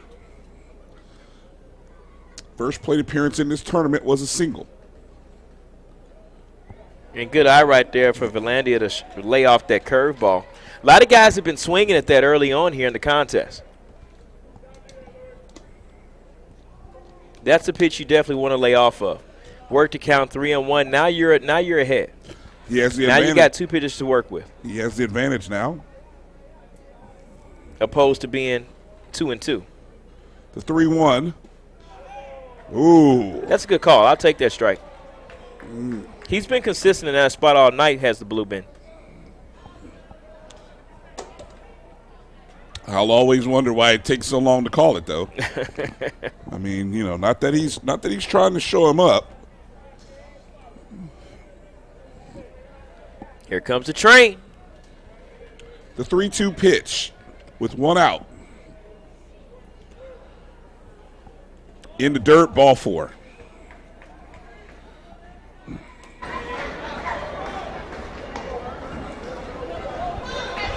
Florida Memorial gets another on base. Currently with 4 hits in the contest, having left 3 runners on previously.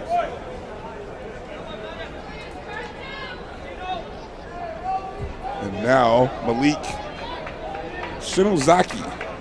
I noticed, Nick, you not making any attempts at where Shinozaki is from in Japan. No, Japan is. I mean, it's a rather large island, believe it or not.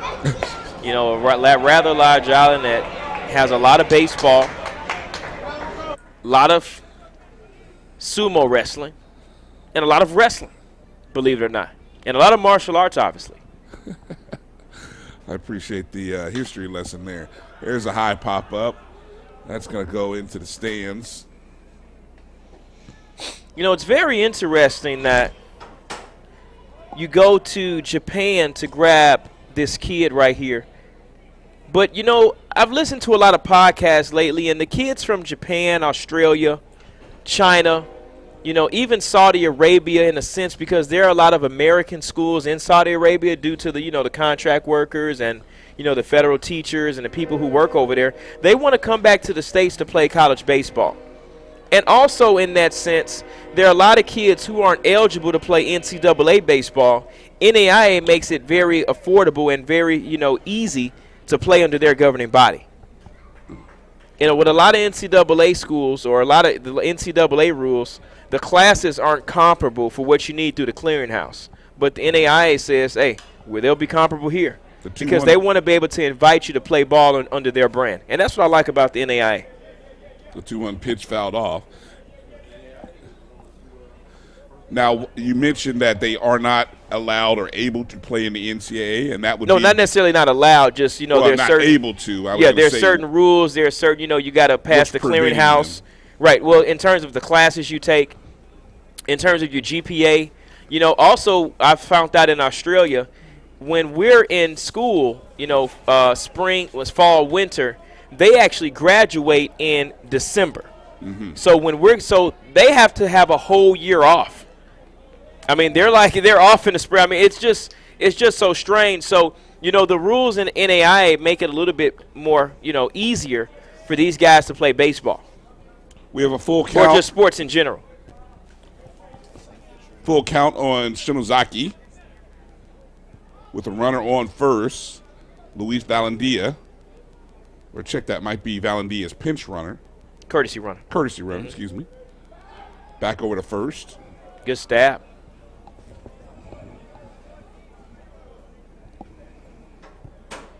Fukuoka, Japan, is where Shinozaki. Now, is that where the Bad News Bears play? Oh, see. Do you know? There you go. There I go. No. Bad News Bears. No idea what you're talking about. The 3-2 pitch. Bad News Bears 1. Bad News Bears 2. Got it? No, he's unable to make that catch. Bad News Bears 2 is when they played in the Astrodome. Bad News Bears 3 is when they went to Japan to go play the Little League team. Do you remember that one?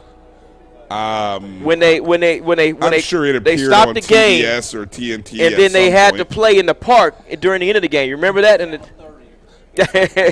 On Bounce, right? The old school movies, huh? 3-2 count. And he just tried to slap that one to stay Then alive. there was a Bad News Bears remake with Billy Bob Thornton a couple of years ago. Remember that one? That was about 2011 I did actually 12. see that one. Yeah. You don't know about the Bad News Bears series, man? Of course I do. Oh, well, you got to know. Let them play. The original was such a classic. And then actually, okay, who was your favorite player on that team? Number 2 was also good because that one was in the Astrodome. That was the Let Them Play. Yes. That was the Let Them Play. Yes. Yes. I don't remember the third one. Third one was kind of a waste, doing too much. Oh, stop. In the dirt, ball 4. And so now Florida Memorial has 2 runners on. There's only one out here for Xavier. Who was your favorite Bear? Walter Payton. Well, I mean, not the Chicago Bears. Oh, okay. I mean, now he went to Jackson State. Are you sure you want to go there? What's that? He was a Jackson State guy. I mean, you like him over a lot of former FAM football players? There haven't been in my lifetime. Yeah, I know. That's why I said there haven't been any FMU players that I could get behind the same way Who's your favorite Bad News Bears? Let's start there. Bad News Bears. Okay. Who's your favorite Bad News Bear? Was it Kelly? I feel like if I say Kelly, then I'm admitting that I really don't know too many of the characters, which would be accurate. So I'm going to say the coach, Walter Matthau. Yeah. Good but guy, obviously, man. I don't know. Do you count the coach? Boilermaker, Coach Boilermaker. Boilermaker, yes. I'll go with you there. Fouled off again. Although Apollo Creed Jr. wasn't a bad actor in that movie. The count unofficially is 1-1. I've got different numbers all over the place here. Scoreboard count. We're looking for the umpire down here. Let's see what he puts up.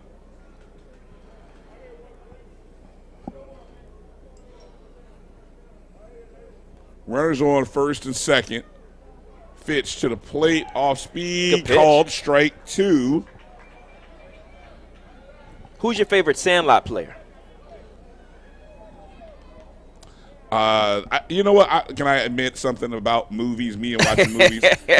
I don't retain – I retain a lot of things, a lot of useless information. Well, James Earl Jones stole the show from me. Yeah. Just a second. Fitch, the 1-2 pitch. That's There's dropping. in the right That's trouble. field. Coming over is Frederick. Nice catch. That's going to be interference there. He's going to have to give him interference there. He ran into the guy. He ran into the player.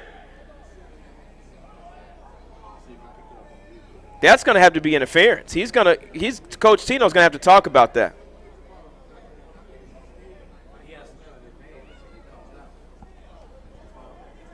Well, interference on who? Well, the shortstop was in the way.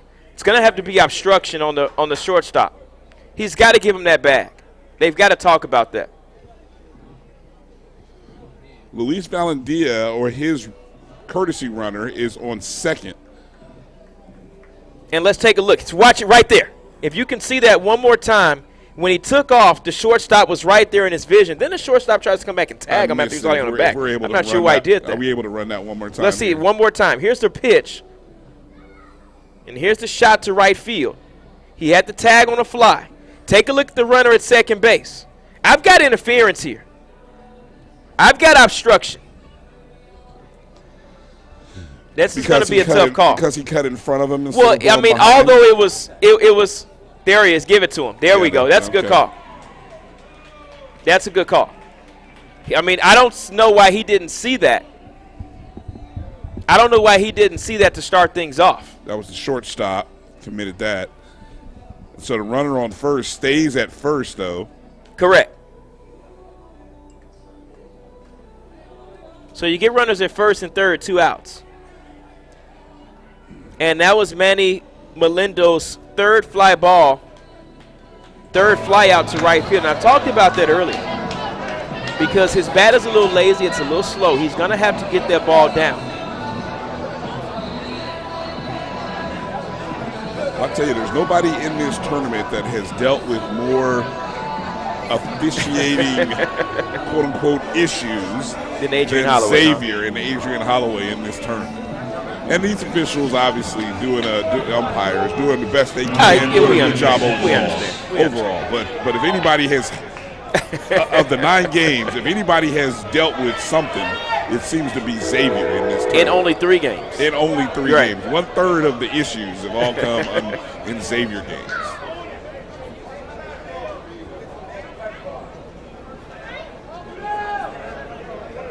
Junior Sanchez.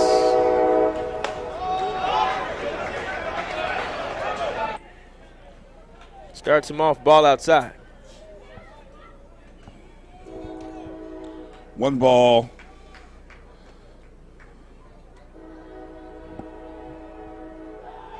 And by the way, I want to say great camera work by our camera crew and our replay operator over there, A.D. Drew, to catch that obstruction there, just in case they needed to come up here to the replay booth. The 1-0 pitch to the plate. Down the line, scooped up by Kuzan, steps on the bag, and out of the inning, Xavier is, as Florida Memorial leaves 2 on the pads. And we'll go to the bottom half of the 4th inning. The Lions leading 4-3. You're watching the Black College World Series presented by BlackCollege9s.com on the Black College Sports Network. This is the Dean of the College of HBCU Sports, Kenyatta Cavill of Dr. Cavill's Inside the HBCU Sports Lab with Mike Washington and Charles Bishop.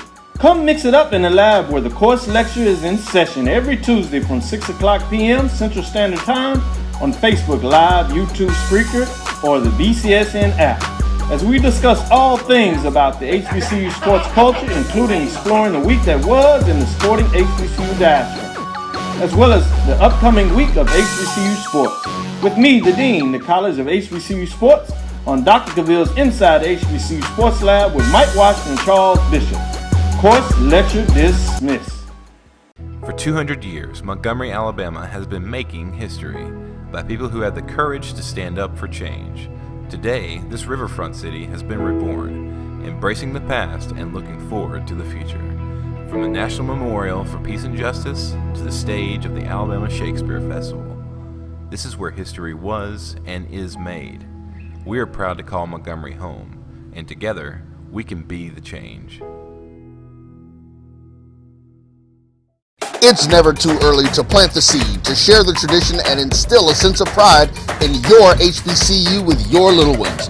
HBCU Pride and Joy Children's Boutique helps you share your school spirit with a wide selection of adorable kids apparel and accessories officially licensed from your favorite HBCU.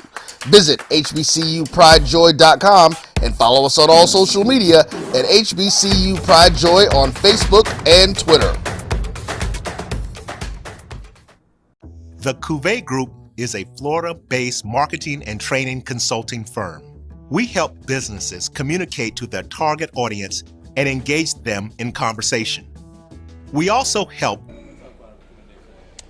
Coming up in the bottom of the fourth inning here, Blair Frederick leading off for Xavier, followed by Cortland Posey and Dylan Cousin. Carson Sorrell on the mound for Florida Memorial. First pitch outside, ball one. Interesting to see Sorrell into the fourth inning now. In his previous his previous appearances on the mound, went no further than one full inning. There's a called strike, and I mean the last five. 1, 2, 3, 4, 5. Now, what's also interesting though, Nick, in that he was in a deciding role. There's a foul ball off the screen, and that's why you have a screen, that foul ball right there. That one was a rope. Somebody would have needed a glove for that one. In his last 5 outings, 4 of them, he was deciding pitcher in those contests. So a record of 4-1. There's ball 2. What do you make of that? Given the number of innings pitched in those last. Yeah, it looks as though, they're using Sorrell's out the bullpen to close and finish games. He came in a couple of close games, and that's going to. Stay awake there. There's a foul one. He came in a couple of close games, against Warner. I see St. Thomas there. Mm-hmm. And just trying to keep the game close. Burgess has a lot of confidence in this guy to come out the pen, and that's why he gave him the start tonight. It's kind of like a long relief appearance for him. So, I think that, Burgess goes to him in a time of need. And, with a guy like that, you do want to give a chance to. You do want to start him when you have the opportunity. And tonight was that opportunity. Season high innings pitched right now for Sorrell as he is at 3 into the 4th. Mm-hmm. His previous high was 1 inning. Oh, okay. I was ready for that one, Nick, because I saw it, and then there was the net. Thank God for the net. Foul ball. This is a lengthy at bat here for Frederick.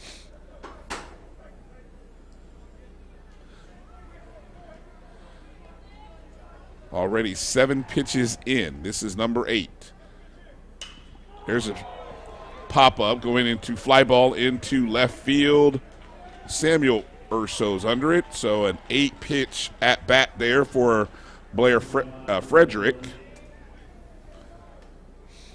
And 1 out.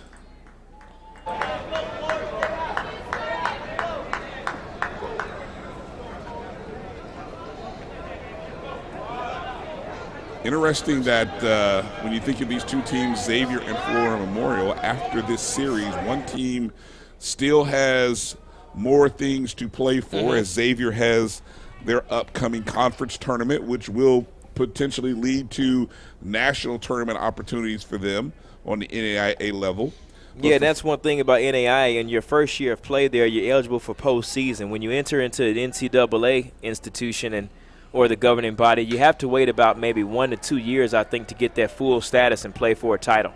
Urso gets under it after taking a few steps back. And that's 2 away, both F7s. And for Florida Memorial, this, however, is the end, as they did not qualify for the Sun Conference tournament. So this is their chance to end the season with a championship. And I like that, because you want to play for something at the end of the year. As a high school baseball player getting into college, or a junior college kid going to a 4-year school, you want to go somewhere where you can play for a title. It's nothing to just go out there and play and then you just get to the end of the year and, nothing happens. You want to have a chance to play for something, and I think that's what the Black College World Series also provides. There are a lot of governing bodies out there, NCAA, NAIA, but there are also a lot of dual governing bodies, meaning you can be a part of the NAIA and you can be a part of another organization. And those organizations are the NCCAA. You can also be a part of the USCAA, and those are dual memberships. That gives your kids something to play for if you don't qualify for your own organization. The 0-2 pitch. Chopped infield. Shortstop scoops over to first base, off the bag, and that's going to be a single for Dylan Kuzan. Now, why'd you give him a hit right there? You learning out there? I'm learning. You're learning? Okay, all right. I'm learning. I see you gave him a hit. You didn't ask me that time. You didn't want to say you're gonna get in the Knicks rule book. Last time it was the Knicks. It was the Nick Strong's rule book. I've been in the Nick Strong rule book. I'm starting to learn my way. Now we're gonna have the Brian Fulford rule book coming out pretty soon. AD. No. We're way. He's writing books over here, man. Years from that. He's writing books over here and leaving me out of it. 2 outs. Jonathan Santos at the plate for Xavier. Can't even get a contributor writer credit here. You'll get the forward. How about that? You'll get the forward. I'll give you the forward. Runner on first. 2 outs. Bottom of the 4th inning. Slapped right to the pitcher. Sorrell comes up with it. I thought he was going to run that one all the way in, but he decides to share the love on that play with Axel Gomez, and Xavier leaves a runner on. And Florida Memorial gets out of that inning. We're going to go to the 5th now. Our score is 4-3, Florida Memorial. You're watching the Black College World Series presented by BlackCollege9s.com on the Black College Sports Network. The Cuvée Group is a Florida-based marketing and training consulting firm. We help businesses communicate to their target audience and engage them in conversation. We also help to expand their audiences, which will ultimately result in growth for those organizations. In addition to being a certified constant contact specialist, my colleagues and I are also certified in John Maxwell Leadership Principles. We use these proven principles to conduct workshops, training, and private coaching sessions for individuals and companies looking to take things to the next level. Contact us to schedule a free consultation. Issues today, don't delay, call Cuvée. Follow the Black College Sports Network and all of our shows on YouTube. You can find us at MyJBN Online and on all social media at MyBCSN1.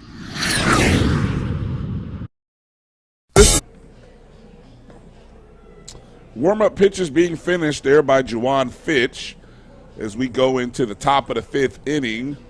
The Lions of FMU with a 4-3 lead over Xavier. Florida Memorial with a 4-run second inning. In the top half of the second inning, Xavier put up 3 in that same inning. Both teams have sort of been trading outs, leaving runners on base, sharing recipes. Yeah, and luckily the Gold Rush only let the Lions out with 4 runs in that second inning as they batted around. And he's been lights out outside of that. Axel Gomez called for strike 1. To the third baseman, Fulgencio. He bobbled it. Can he come up with it on the scoop? He does. Woo! Beautiful play out of the dirt by Kuzan. Credit that one to a nice, it wasn't simple, but it goes down as a 5-3. You'll never know how hard it was if you just look at the stats. Well, let's take a look at the replay right here on the hard hit ball to third base. As he gets it down to third base, he dropped it, but he stayed with it, took it across the diamond, and look at Posey on first base. Excuse me, Kuzan on first base, making a dive, making a glove, making a stab out the dirt.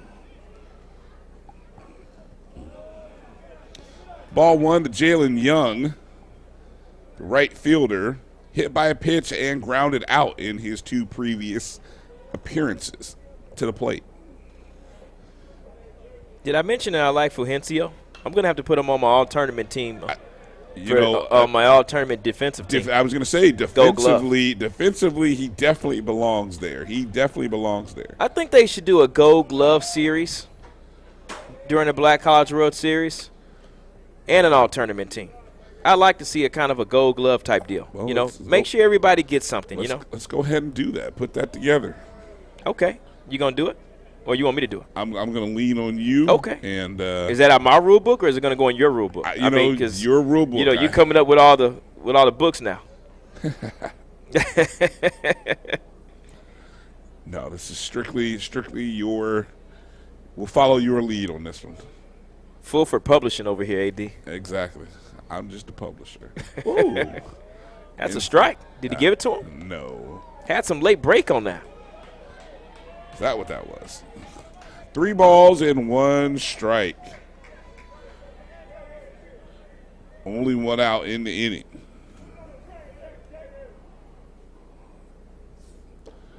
The pitch, and taking first on walks, Jalen Young. And Ulysses Rodriguez comes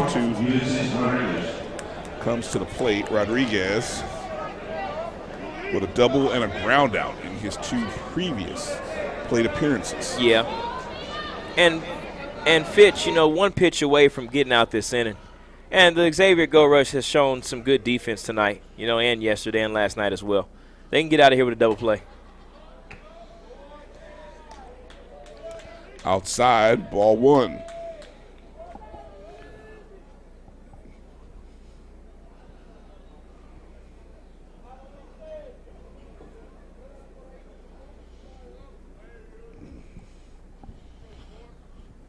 The 1-0. Runner's going. They throw to first. They have a pickoff play. He's safe. Oh, wait a minute.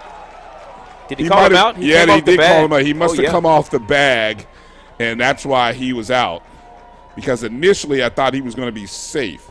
And Jalen Young did beat the throw. Great job right there. Take a look at the pickoff move. You see Fitch going over to first base with the no look. But I like the way Jalen Young just started running towards second base nonstop, but he came off the bag a little bit too hard. Now, one thing you like about the sliding is you like for a kid to slide not too early so he can kind of go past the bag and keep his momentum from his hand to his leg on the bag. But he just slid a little bit too far on that. He came off. Good job by, Antonio Rodriguez to keep the tag on him, and he got the out right there. 1 ball, 1 strike.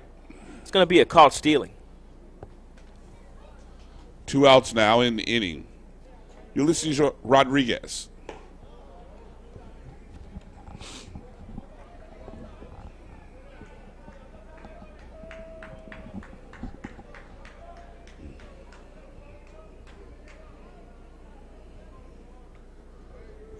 The 2-1 pitch by Juwan Fitch.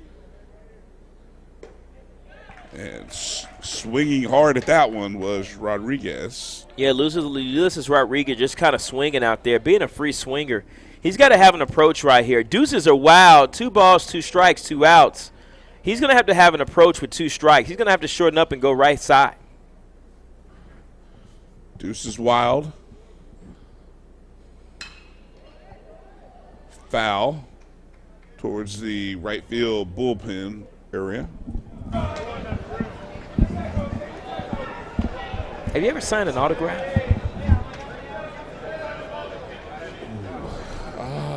No. Can you think about all the kids that come out to a minor league baseball game and hang down there in the bullpen just hanging with their families and asking for an autograph? It's got to be a good feeling to get an autograph from a pro. Well, but like you said, there's another foul ball. Now, do you know they give out autographs in college too? I mean, kids go to the Ole Miss games, the big college games, and they're down there asking for autographs? Now, I wonder with the changes to the law, name, image, and likeness, will that yield profit and opportunities for players to earn money unlike they can now? You go ask Nick Saban that. How about you ask Nick Saban to answer that question? You let me know what he says. You let me know what Coach Ron Polk from Mississippi State says about those questions. I'd like to hear their answers. You know, these kids just want to have a good time, man. There are so many rules put in place for these kids not to have a good time.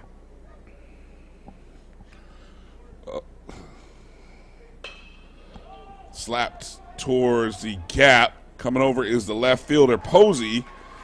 He makes that snag, and FMU is out of the inning. So we're coming up on the bottom of the fifth inning. Florida Memorial leading 4-3. Xavier's on deck. You're watching the Black College World Series presented by BlackCollege9s.com on the Black College Sports Network. This is Ryan Fulford. AD Drew and I are co-hosts of the BCSN Sports Wrap. We talk about all things related to HBCU athletics. From the games, teams, coaches, and fan interest stories, we cover it all. You can find our shows on Facebook at BCSN Sports Wrap, YouTube at MyJBN Online, and everywhere you listen to podcasts like Anchor, Spotify, Google, and Apple Podcasts. You can also find the show on the Jericho Broadcast Network's app. Make sure to download. We look forward to you joining the conversation and being a part of the show. Shot to third base. Great stab right there by Armstrong. And goes across the diamond to get him out right there. What a play there by Armstrong. Hey, look, and you can see Arias giving some love to Armstrong with the head nod, but that was a great play. Watch the replay there. What I noticed first, Drew, is the minute Armstrong took off, he led with his glove out. He had his glove out ready so that by the time... For 200 years, Montgomery, Alabama has been making history by people who had the courage to stand up for change. Today, this riverfront city has been reborn, embracing the past and looking forward to the future. From the National Memorial for Peace and Justice to the stage of the Alabama Shakespeare Festival, this is where history was and is made. We are proud to call Montgomery home, and together, we can be the change. Since 2002, Heading to the bottom of the fifth inning here in this elimination contest between Florida Memorial and Xavier, the third game of a busy day. I want to give a shout out to the city of Montgomery, the Montgomery Biscuits, everyone who has been a part of making these 3 days what they have been. I mean, we have had 3 games in 3 days. This is game number 9. And then tomorrow we're going to get a chance to crown a champion tomorrow.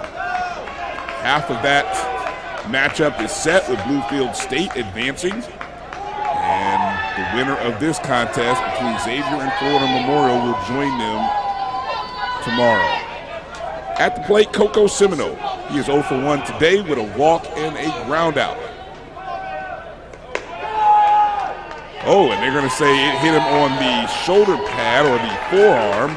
So the first pitch thrown by Carson Sorrell puts Semino on first. Not what you want if you're Carson Sorrell. Another leadoff man gets on. The first 2 did, not in the third, not in the fourth, but their third leadoff batter to reach base tonight for the Gold Rush. Now, when this usually happens, Adrian Holloway has some plays in the playbook that he usually goes to. Let's see what he does right here with Antonio Rodriguez. Antonio 0 for 2 on the day. I like to try to see him put Coco Semino in motion, but he's got to stay out of the pitch out right here. And there it was right there. Everybody's moving on the bunt. You see the third baseman charging in on the grass. Second base moving over to first, and shortstop moving over to second base.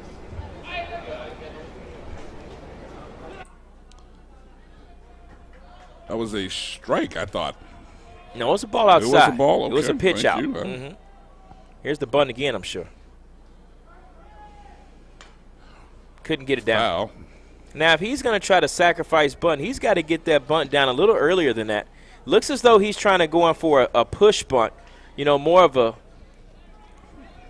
bunt for a hit type deal, now more of a drag. For a left-handed batter, a right-handed batter, which direction do you want to put this bunt? I would like to see it. I would like to see it down the first base line. I would like to see it away from the third baseman as he's already playing in. Try to get it down to first base to that first baseman. Called strike 2 on that one. Rodriguez a little miffed at how that was called a strike. And now he's in a tough spot because he can't foul this off. If I'm not mistaken, you foul this off, it becomes an out, correct? Yeah, it becomes an out, but I would still try to lay it down right here. This is a good situation for him to move that runner over with his 3-4-5 hole coming up. The pitch. Takes that, called strike 3. Sorrell pumped up there as he caught him looking. And here comes Jose Fulgencio. Antonio Rodriguez has got to do a better job on pitch recognition. He has to see that if you're going to lay down that bunt, if you're going to sacrifice, you've got to show a little bit earlier. You can't be trying to sacrifice at the last minute. It isn't a drag bunt. You have to give yourself a chance. That ball in the dirt. Seminole's moving, and they're just going to let him have that one. Luckily, he advances to second base on the wild pitch.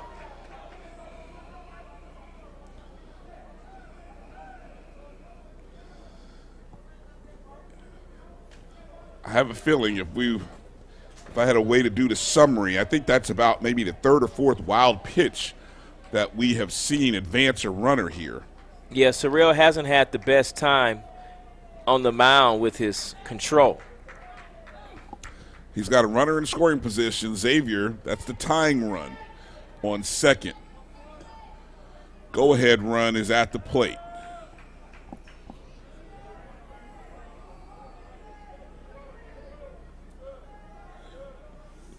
The 1-0 pitch. Slapped right at Sorrell. Oh, this could be a double play.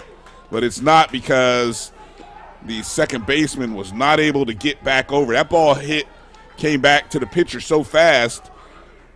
The reaction time by the second baseman or the shortstop just wasn't there. But a great catch by Sorrell, though, all the same. Yeah, Sorrell fielded his position really cleanly. Take a look at the replay right back up the box. And he wanted to try to get it to the second base bag as quick as he could, but really nobody home. Shortstop could have gotten it, but he didn't want to have the bad angle where the runner at second was kind of in front of the bag, and you would have had to try to hit him on the rebound, which is not good. Great job there by Sorrell, so just hold on to it. Two outs now.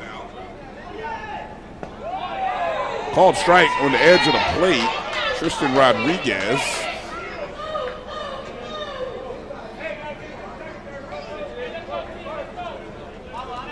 Three-two lead.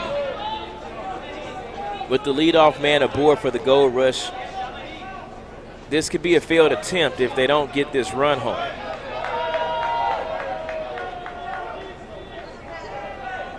That's a good drive. That's right there into right field. That's going to bring a run in. And we've got ourselves a tie ball game on the single RBI by Tristan Rodriguez. And a good piece of hitting there by Tristan Rodriguez just to find something that he can drive to the left side. Let's take a look at the replay here. It looks like a fastball right there on the groove. Gets out into right field, and a great job by Coco Seminole to round third, and he's coming in stand up. Also what I like right there is the man on deck. That's Danny Coleman right there. He's telling his guys to hold up, you don't have to slide. That's what you call teamwork right there. That's something you work on in practice. It's called the base running drill, and you got to have that every day. Lots of enthusiasm by Xavier there. Two outs now. Carson Sorrell called strike on Danny Coleman, who comes to the plate. Coleman is 1 for 2 today with a double and a flyout. Game is now tied up at 4 here in the bottom of the fifth. Down the left field line, foul ball. And it's getting a little chirpy out there. Both teams are really excited. And Coach Tino Burgos is going to let Carson Sorrell try to get out of this jam. 0-2 the count here. Down that left field line is where Coleman hit that double in his first plate appearance. Absolutely. In the second inning. So now an 0-2 count. 2 outs. The pitch to the third baseman. Shortstop recovers. He goes all the way to first. Scooped. And they're going to say he's off the bag. Oh! He is out. Axel Gomez. Let's take a look at that again. Give some credit to Ulysses Rodriguez, though, as we watch the replay here.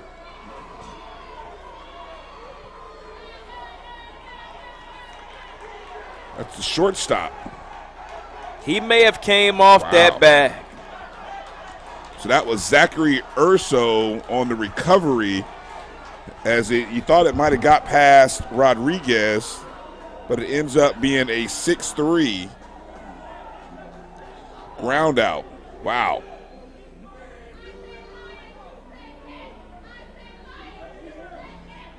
We're going to take a break as we watch that replay one more time. You're watching the Black College World Series presented by BlackCollegeNines.com on the Black College Sports Network. Since 2002, Empowerment Resources, Inc., a nonprofit organization, has empowered more than 1,500 youth and adults in Duval and surrounding counties through its programs Journey into Womanhood, Girls Mentoring, Life Skills for Teens, and parenting education coaching. To get involved with programs, volunteer, or donate, visit www.empowermentresourcesinc.org. Follow us on social media, facebook.com/empowerment.resources and instagram.com/empowermentjax. It was a monumental game for A&M and Tampa. It was a monumental game. Somebody had to lose, and thank God it was them this time. We knew it was going to be a battle. Look at Jake Athers' record. 202 and 36, I think. Some off-the-wall figures. And nobody would play him because they didn't want to take a chance of getting beat. But the truth of it is, over 46,000 tickets. Blacks were sitting in the east stands. Whites were sitting. So Xavier tied it up with a run in the bottom of the fifth, and now we head to the top of the sixth. Coming to the plate for Florida Memorial, Samuel Urso, the left fielder, 1 for 2 today. There's a shot to the shortstop, Rodriguez, over to first, and a real quick 6-3. Well, no question about that ground out there by Antonio Rodriguez. He's been money all weekend at the shortstop position. I like the way he plays shortstop. Just made the throw, got his balance, got his gather, and tossed it on over to first base. Reminds me of Francisco Lindor out there.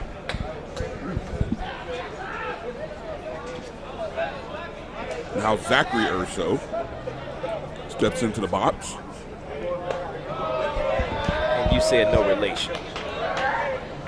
We still don't know. We got to ask Coach Tino about that. I'm not going to say they look alike or that there's some favoritism there, but just noticing that they went to the same high school.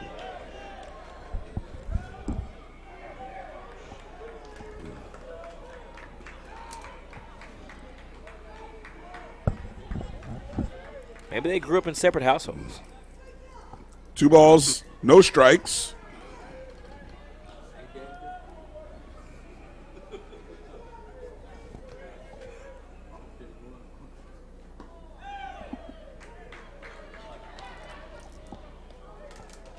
Called strike 1.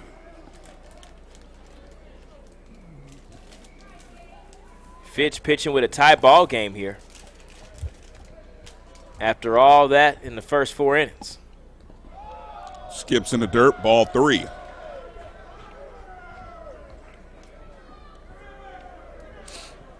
And the fans are going to get on him for throwing a 55-footer.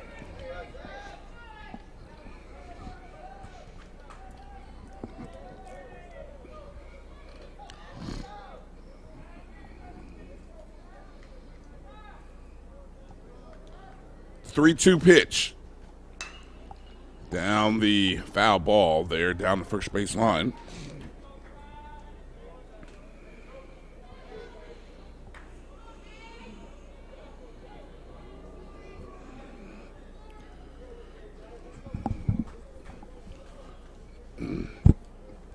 Urso in the box, facing Juwan Fitch of Xavier.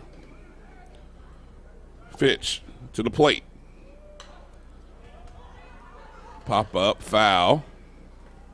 Over near Xavier dugout. And Zachary Urso trying not to strike out for the third time tonight. And if you see them strike out, you see the Xavier dugout, they may have their hats ready to toss him onto the field if he gets this third strikeout.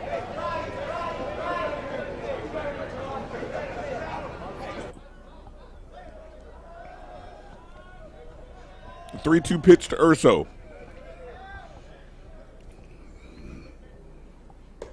Inside.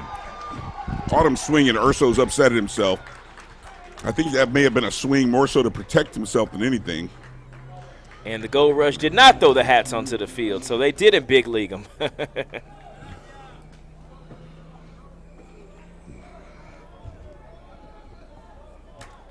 Well, my White Sox just lost 5-3 to the Indians. It's the little Chicago-Cleveland rivalry.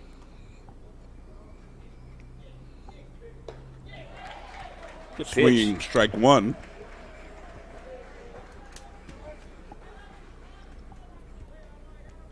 Two outs here in the top of the sixth inning. The pitch. Got him chasing on that one, and now it's an 0-2 count for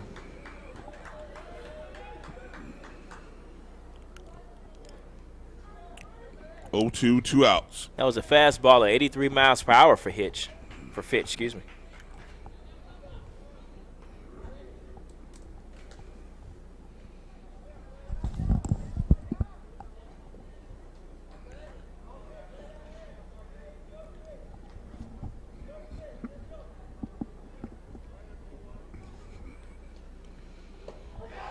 The 0-2 caught him swinging there. An outstanding job to get out of the inning. 3 up, 3 down for Xavier. And we're going to the bottom of the sixth inning.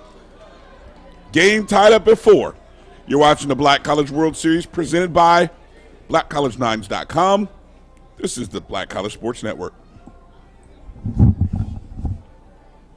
This is our moment, and we're doing what many thought we couldn't. We're investing in the stock market. We're buying rental properties. We're starting businesses.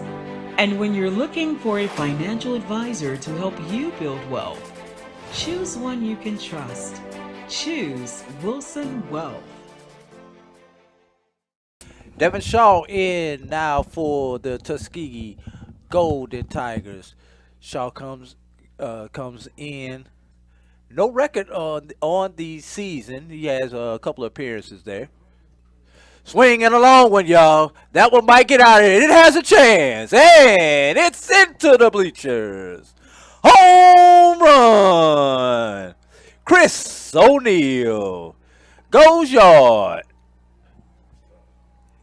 That gives Lane a 10-0 lead right there.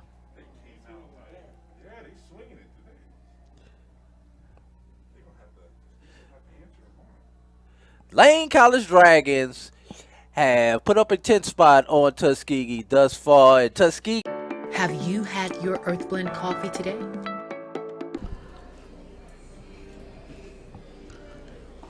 Carson Sorrell coming back to the mound for Florida Memorial. Heading into the bottom of the sixth inning. Sorrell having thrown 79 pitches to date unofficially. 47 of them have been strikes or foul. And coming up for Xavier, Blair Frederick, Cortland Posey, Dylan Kuzan, the 6, 7, and 8 batters. And on the day, Blair Frederick 0 for 1 with the walk. Flied out to left field in his last AB. But, you know, with a tie game here, it's a fresh ball game. Sorrells is going to try to get through it as much as he can. Coach Burgess is going to ride out with Sorrell. He has a lot of trust. Season on the line here, and he's going to go with Carson Sorrells. That says a lot. It does. And if I'm not mistaken, I think he's already used 2 mound visits. Or maybe 1. I know 1 for sure. 1 for sure, yeah.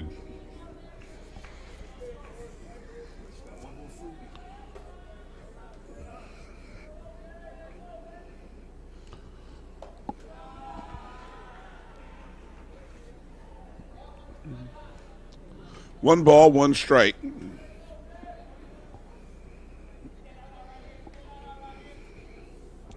To Frederick, the pitch. Tight, but called strike 2. I like that strike right there. He's been there all night, and the umpire has been giving Sorrells and Fitch that strike all night. 1 ball, 2 strikes to Blair Frederick. Look in the dirt here. Tried to catch Blair Frederick swinging.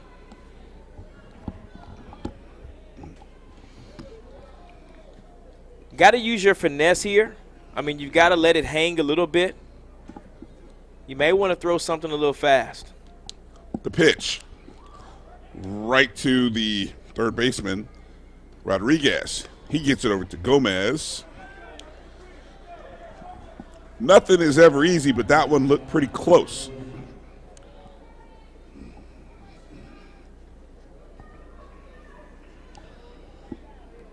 Great play there by third baseman Ulysses Rodriguez. Had to play that in-between hop.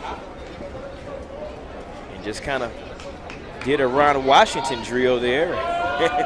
Got it across the diamond.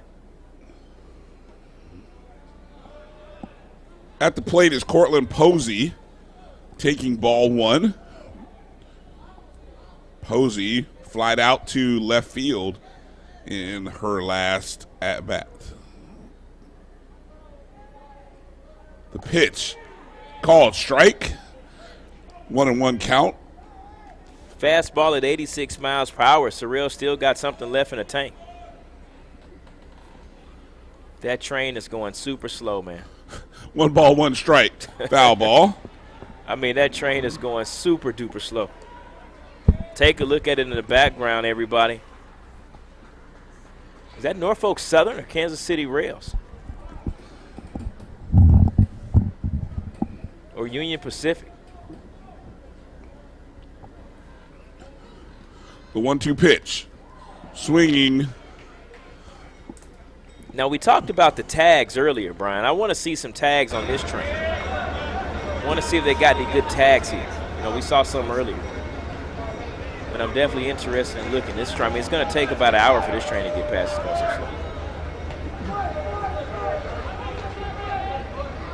That one.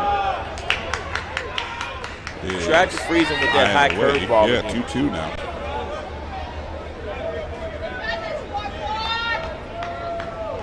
Cortland Posey standing in there strong. Trying to get on base, get something going here. Called strike 3. You got to be swinging at that pitch.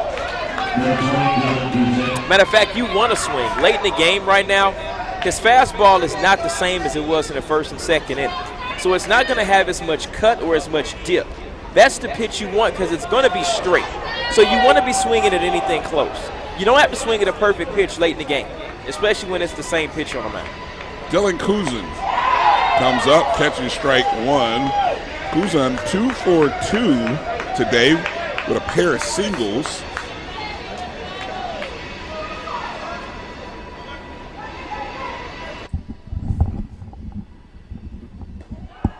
Oh, my goodness. Caught him looking. 0-2 now. Be a great time to strike out the side for Sorrell and FMU.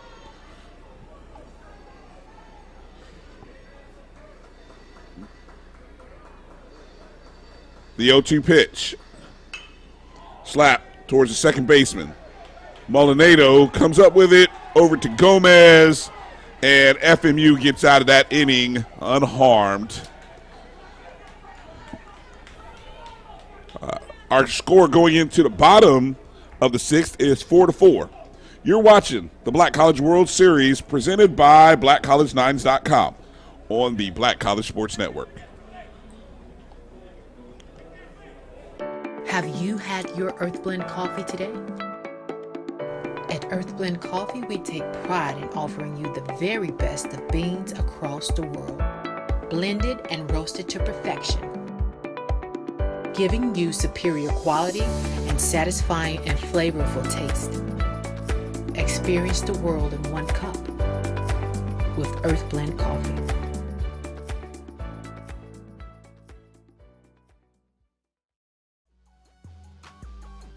This is the Dean of the College of HBCU Sports, Kenyatta Cavill of Dr. Cavill's Inside the HBCU Sports Lab with Mike Washington and Charles Bishop.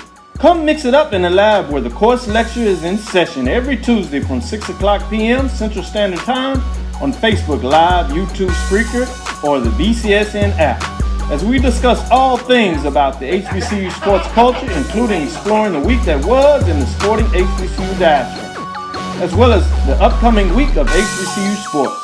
With me, the Dean, the College of HBCU Sports, on Dr. Cavill's Inside the HBCU Sports Lab with Mike Washington and Charles Bishop. Course lecture dismissed. For 200 years, Montgomery, Alabama has been making history by people who had the courage to stand up for change. Today, this riverfront city has been reborn, embracing the past and looking forward to the future.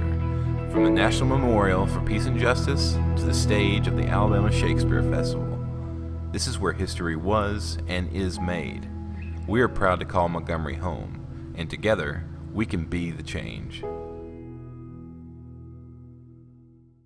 It's never. Top of the seventh inning here. Malik Shinozaki takes ball one here. He is 1 of 1. He's singled and walked twice. Yeah, and that's what a leadoff man is supposed to do, find a way on base each time you get up there. You know, and one thing that I like about this kid, he's trying to find a way, and he's found a way each time. You know, he's worked the count a couple of times here and got 2 free passes in his last 2 at-bats. Juwan Fitch already into now at 111 pitches. I wonder how much longer. Obviously, with this being a tie game, you gotta imagine that maybe at some point, if he allows a couple of base runners, that he may not be on the hill for much longer. Well, both coaches are going to keep their starters in. I mean, so, you know, coach going toe for toe with coach on the opposite side. Full count here. Full count to Shinozaki and make that 3 consecutive walks. What amazing patience. It was just a great job there. That's what, like you said, that's what you want your leadoff hitter to do. And so now Shinozaki makes first, or gets the first for the 3rd consecutive plate appearance. And now Manuel Molinado, who's flied out to right field 3 times. I'm bunting him right about now. No need for him to swing.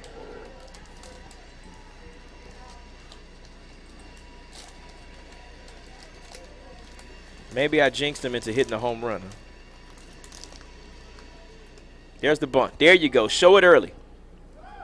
He pulls away from it. Oh, Runner's going. Oh, it skips off and goes into center field or just past the outfield. And so credit Shinozaki with the stolen base there.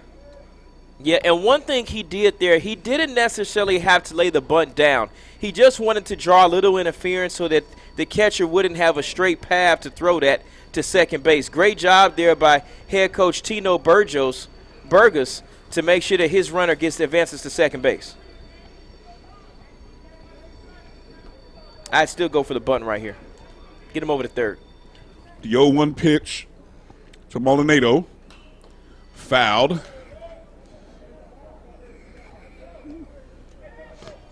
Well, would you still do that now down 0-2? Yeah, I've got to go for it here. He's already in scoring position. I've got Junior Sanchez up. He's my 3-hole hitter. He's my RBI guy, but I make an easier path for him to get him over the third, to get him home. 1 ball, 2 strikes. And there's that lazy swing to the right side again. He's got to get his back elbow up, and he's got to hit the ball out in front here. He's got to think right side. I mean, if he's thinking right side in the ground, then he's doing better than thinking right side in the air, or than trying to pull, and it pops up to the right side in the air.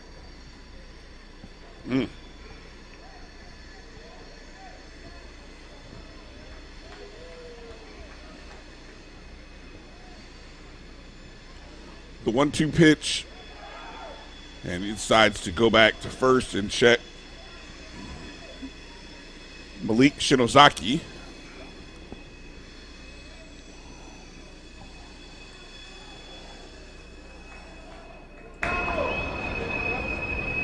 Two international guys, Puerto Rico and Japan, shortstop and the runner at second base. I like that matchup. Not that the runners match up against the defensive players.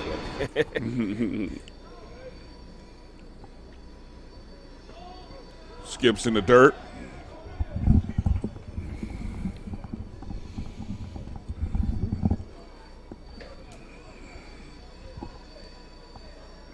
Two balls, 2 strikes.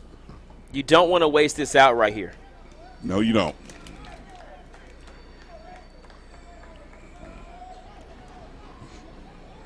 There's a righty warming up in the bullpen for the Gold Rush.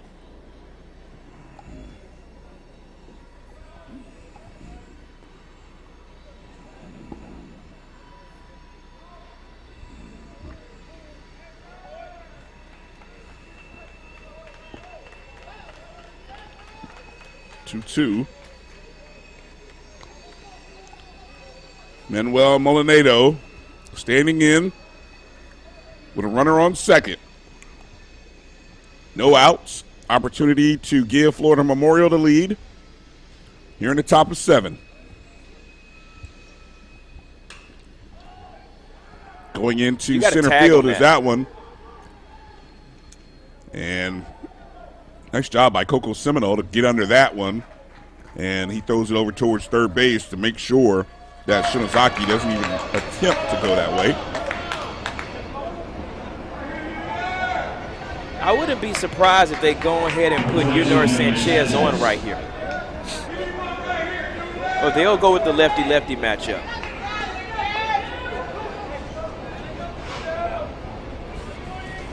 In the bullpen warming up, number 2, Trey Clark, the senior pitcher out of Colquitt County, Georgia, high school in Moultrie, Georgia. Junior Sanchez at the plate. On the edge of the strike zone, call strike 1. 120 pitches now by Juwan Fitch, unofficially. Not a bad pickoff move there. And that train is still going. I told you that was going to be a long train. That started 3 innings ago. No. Couldn't have been that long, really? Good save there by Tristan Rodriguez.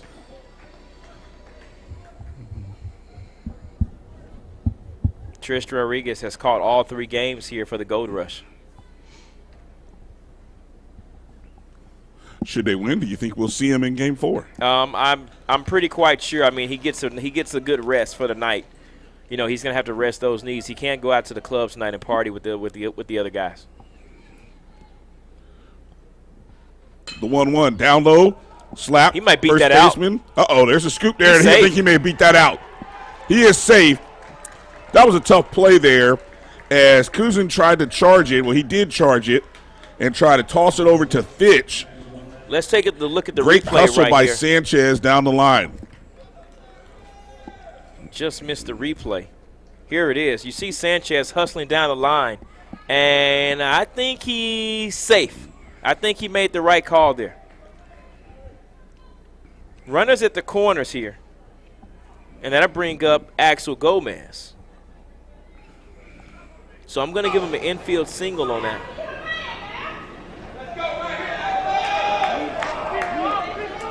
So now runners are on the corner. for Axel Gomez. 1 out. Florida Memorial and Xavier tied up at 4.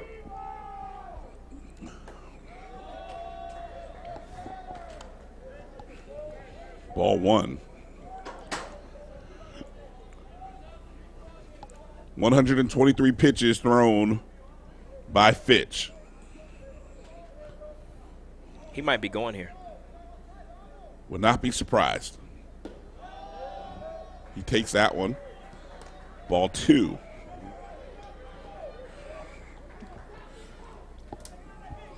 I'd like to possibly see a hit and run here. 2-0 count, hitter's pitch. He's going to groove something in like a fastball. He's going to make sure he has to spot it inside or outside. You don't want this to go right down the middle. The 2-0 pitch. Fouled.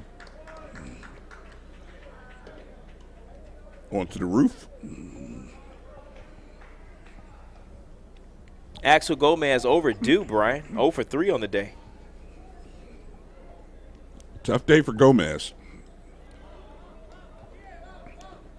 Batting .467 in this series, though. So, yes, he is due. Check over to first.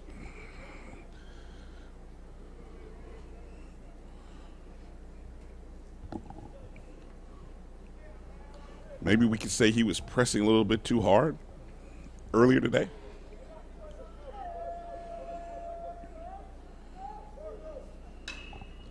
Another foul ball. If you're Coach Tino Burgess, you want to get this run across by any means necessary. You don't want to leave any money out there on the base paths. No, I definitely think at this point two losses, or excuse me, two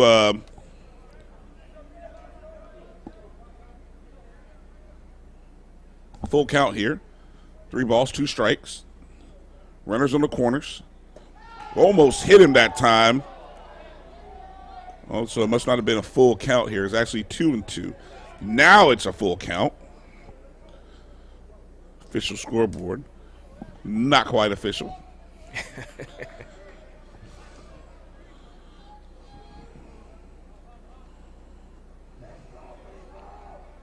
He may be taking off, but he's got to stay out the double play here.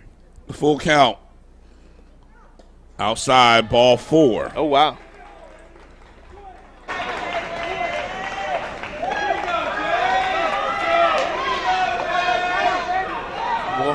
Fitch still 1 pitch away from getting out of this inning. And they're going to go with the lefty-lefty matchup here.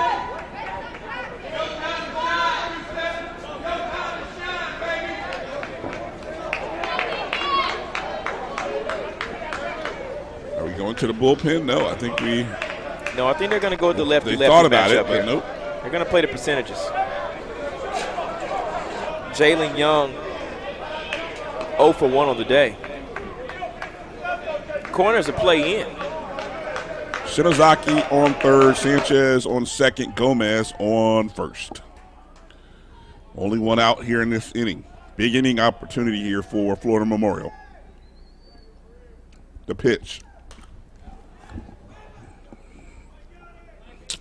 Over the fence, or over the net, rather, in front of us, foul ball. I'm just never going to get a chance, man. I'm just going to accept my destiny. It is written. Not going to happen. Are you surprised that Fitch is in the near the 130 pitch count? No, I'm not. This is the 6th inning. He's had some walks. He's had some hit by pitches, and he had that 1 long inning in the 2nd. Are we making too much of a big deal of pitch count? No, I'm not a fan of. Just depends on your bullpen right now. Depends on how deep you are. Depends on how many arms you trust.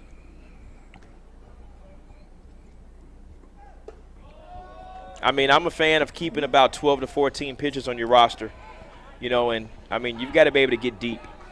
And 120, now again, you've got your pitchers better than we do, So I don't know how long they've been pitching throughout the year, how many pitches they've thrown. But he's not doing a bad job. That's the thing, And you can't use him tomorrow, so they're going to get as much as they can out of him tonight. The 1-1 by Fitch to the plate.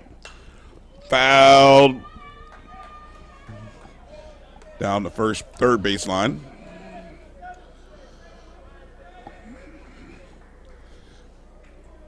One ball, 2 strikes. Staying alive is the name of the game. I can guarantee I think this is Fitch's last batter. Oh, you think so? Yeah. Okay. We shall see.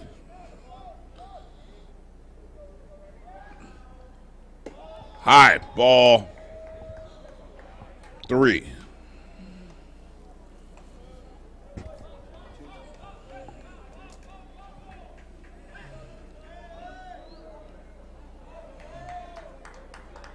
Jalen Young looking for something he can drive. You know, maybe something opposite field. You want to score at least 2 right here. The 2-2 pitch by Fitch.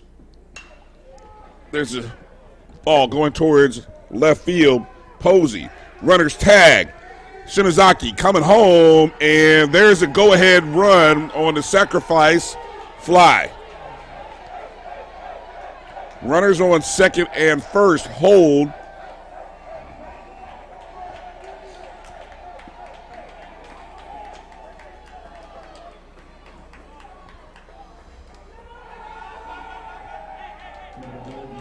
Memorial takes the lead on that sac fly.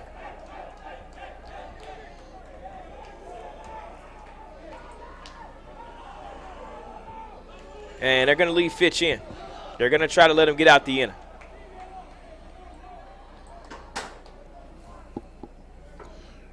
Runners on first and second held. 5-4 lead now. Foul ball down the first baseline. 2 outs away.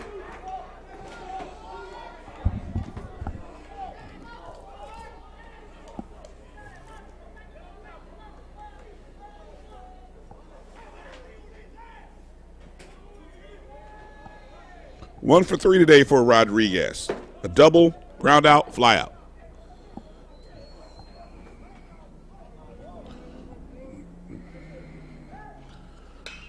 That one slapped towards the shortstop. Recovers it, and he is out on the fielder's choice. 6-4.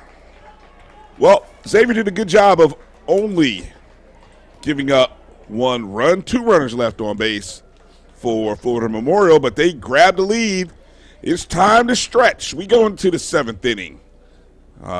Get up out your seats and stretch for a few.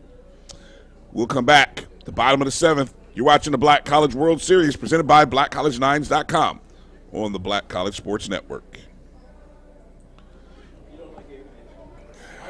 It's never too early to plant the seed, to share the tradition, and instill a sense of pride in your HBCU with your little ones. HBCU Pride and Joy Children's Boutique helps you share your school spirit with a wide selection of adorable kids apparel and accessories officially licensed from your favorite HBCU. Visit hbcupridejoy.com and follow us on all social media at HBCU Pride Joy on Facebook and Twitter. The Cuvée Group is a Florida-based marketing and training consulting firm.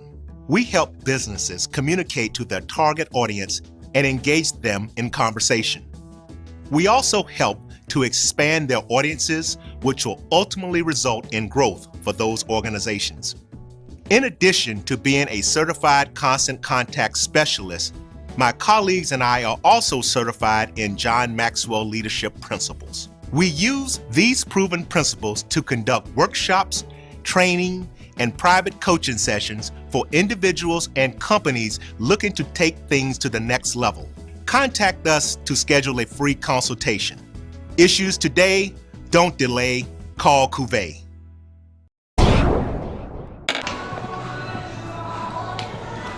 Coming up to the bottom of the 7th after that wonderful stretch. Florida Memorial grabbed the lead, 5-4 over Xavier. Both teams with 5 hits. Florida Memorial has left 7 runners on, Xavier 4. I want to say hello and shout out all of the folks who've been watching on Facebook at MyBCSN1 on the BCSN Sports Wrap. My parents are tuning in again. All right. Hello, Mr. and Mrs. Strong. Absolutely. And those are watching on the website, mybcsn.net, and even the mobile app, which you can download on the Google and Apple Play Store. Just go and search MyJBN or MyBCSN.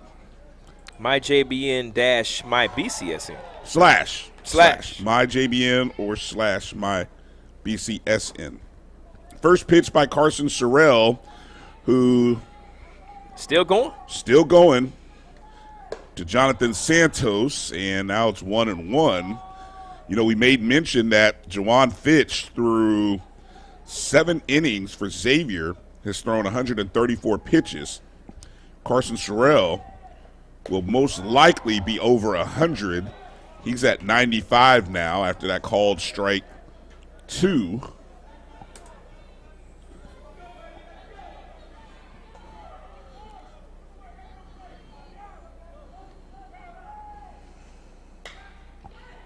Fouled off right down the first base line towards where the FMU dugout or not the dugout, but the bullpen. Bullpen, thank you. Past the dugout. Santos at the plate, 0 for 1 on the day. The pitch to the plate, slapped right towards the second baseman, or shortstop Urso rather, over to first. And Urso to Gomez, 6-3. Urso's going to have to get the ball out a little bit sooner. He's going to have to take a better angle to that baseball. Jonathan Santos with really good speed running down that line, a hard 90. And Urso, you know, you can't take too much time giving up that play. Nevertheless, good job on getting the out. Well, we come to the top of the order for Xavier here in the bottom of the 7th. Coco Semino, center fielder, who has walked and ground out, been hit by a pitch today, 0 for 1 officially. Kind of watched that one, but decides to wait and evaluate things. Strike 1 for Sorrell. There's a shot going towards center field. Right underneath it is Shinozaki. He says, I got it, no problem. And 1 away. 2 away. Yeah, good job there by Shinozaki, just getting up under that baseball. Coco Semino, you know, being aggressive out there, got a good pitch to hit. You know, he's swinging the bat, understanding that, you know, Sorrell's fastball is going to be a little flat out there, but just couldn't put it where he wanted to. Great job by Semino and great job by Shinozaki. Antonio Rodriguez. I'd say he's in a bit of a slump in this series, 0 for 3 today. And, oh, goodness, Valendia is hurting after that one.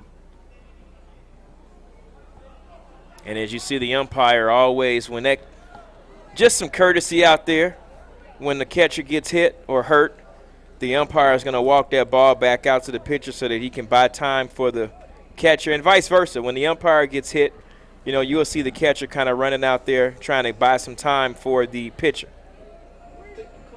Now, I hope he's had his protection. Oh, yeah, because also you can actually get the coach can actually get confined to the bench if he's not wearing proper protection out there. It's happened to me before. And that was the game we were losing 24-3, and we won 23-4. We won 25-24. I was actually confined to the bench that game. And what were you thinking by choosing not to wear any protection? It wasn't me. It was the player. Okay, I got you. I didn't need protection. I got you. I'm not on the field. I'm retired. 1-1. Both ways.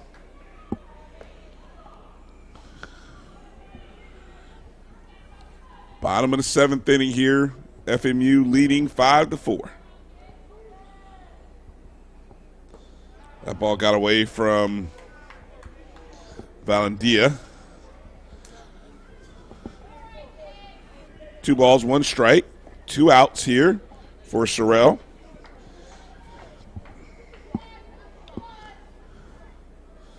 This pitch coming up will be his 100th You know who this kid actually reminds me of? Who's that? You're going to laugh. Only internally. Inside, no, wait a minute. They're going to say he hit him. He actually reminds me of Henry Rollingardner. The way his motion is, it's like a kid out there on the mound having some fun.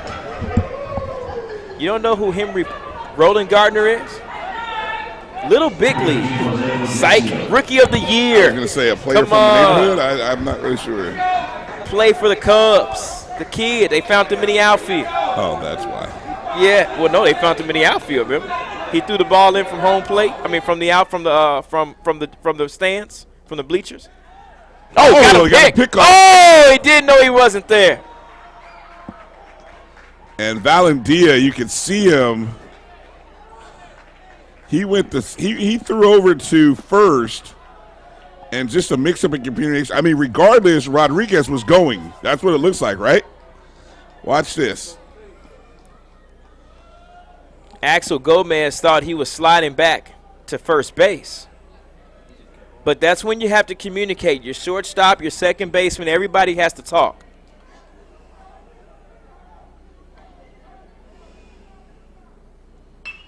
Oh, boy, that's trouble. Go. Coming home to the plate. Got to play at the plate. He's out. He's out. Whoa. He's out. Beautiful throw. He's out. Ain't nothing you can say about that. I'm sorry. Let's take a look at that replay here. Trouble to the second baseman. Ground ball, couldn't get to it. Coach Holloway sends Santos around third. Play at the plate. Here it comes. And he got him. When he slid a little bit too early. He didn't get to the bag in time. It did look like he slid a little bit early, and maybe if he had carried that through. Let's watch it one more time. Fulgencio. Nice diving play by Molinado. Coming home, and then a nice tag by Valendia. And could have probably went either way, to be honest. Wow.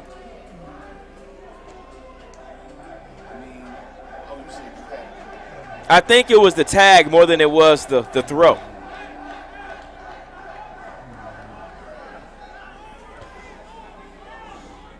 Wow, so that's the kind of play it takes to win this one. So we've got a new pitcher coming out of the mound for Xavier. We'll come back with the top of the 8th inning. You're watching the Black College World Series presented by BlackCollege9s.com on the Black College Sports Network. Follow the Black College Sports Network and all of our shows on YouTube. You can find us at MyJBN Online and on all social media at MyBCSN1. This is Ryan Fulford. AD Drew and I are co-hosts of the BCSN Sports Wrap. We talk about all things related to HBCU athletics. From the games, teams, coaches, and fan interest stories, we cover it all. You can find our shows on Facebook at BCSN Sports Wrap, YouTube at MyJBN Online, and everywhere you listen to podcasts like Anchor, Spotify, Google, and Apple Podcasts. You can also find the show on the Jericho Broadcast Network's app. Make sure to download. We look forward to you joining the conversation and being a part of the show. Shot to third base. Great stab right there by Armstrong. And Jones across the diamond to get him out right there. What a play there by Armstrong. Hey, look, and you can see Arias giving some love to Armstrong with the head nod, but that was a great play. Watch the replay there. What I noticed first, Drew, is the minute Armstrong took off, he led with his glove out. He had his glove out ready so that by the time For 200 years, Montgomery, Alabama has been making history by people who had the courage to stand up for change. Today, this riverfront city has been reborn, embracing the past and looking forward to the future. From the National Memorial for Peace and Justice to the stage of the Alabama Shakespeare Festival, this is where history was and is made. We are proud to call Montgomery home, and together, we can be the change. Since 2002,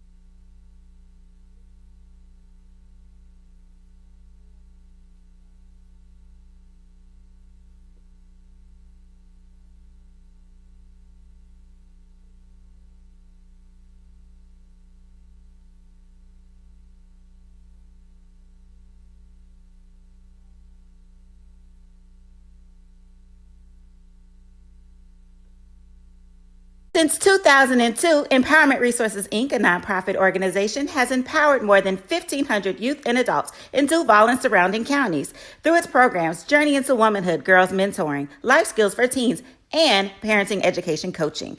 To get involved with programs, volunteer, or donate, visit www.empowermentresourcesinc.org. Follow us on social media, facebook.com/empowerment.resources and instagram.com/empowermentJAX. It was a monumental game for A&M and Tampa. It was a monumental game. Somebody had to lose, and thank God it was them this time. We knew it was going to be a battle. Look at Jake Aver's record. 202 and 36, I think. Some off-the-wall figures. And nobody would play him because they didn't want to take a chance of getting beat. But the truth of it is, over 46,000 tickets. Blacks were sitting in the east stands. Whites were sitting in the west stands. And the score wound up 34-28. The only thing we proved that we wasn't inferior, that we were not inferior, and we were not afraid. For one night, for 160 minutes, we was better than them. This is our moment, and we're doing what many thought we couldn't. We're investing in the stock market. We're buying rental properties. We're starting businesses. And when you're looking for a financial advisor to help you build wealth, choose one you can trust. Choose Wilson Wealth. Devin Shaw in.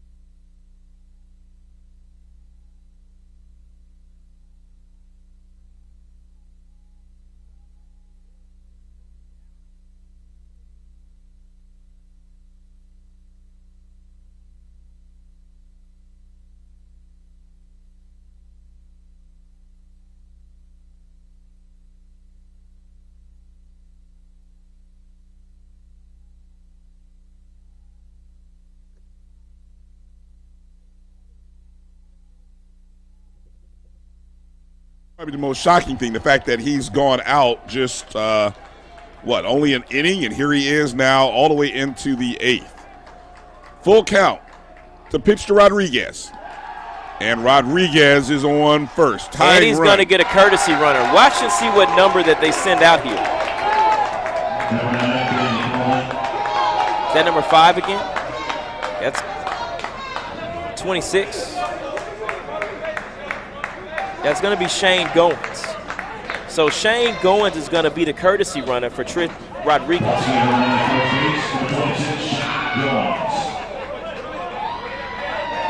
So, NAIA rules. NAIA rules. Danny Coleman comes to the plate now.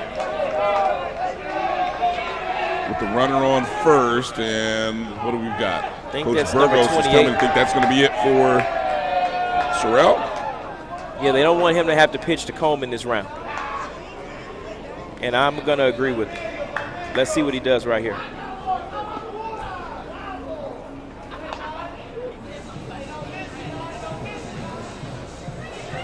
You know, I'm kind of telling my guy right here, I'm going to either stick with you or I'm going to get you out. And he's going to stick with Sorrell. He said he's got some faith in him. He's one pitch away from a double play. Keep it low, throw strikes.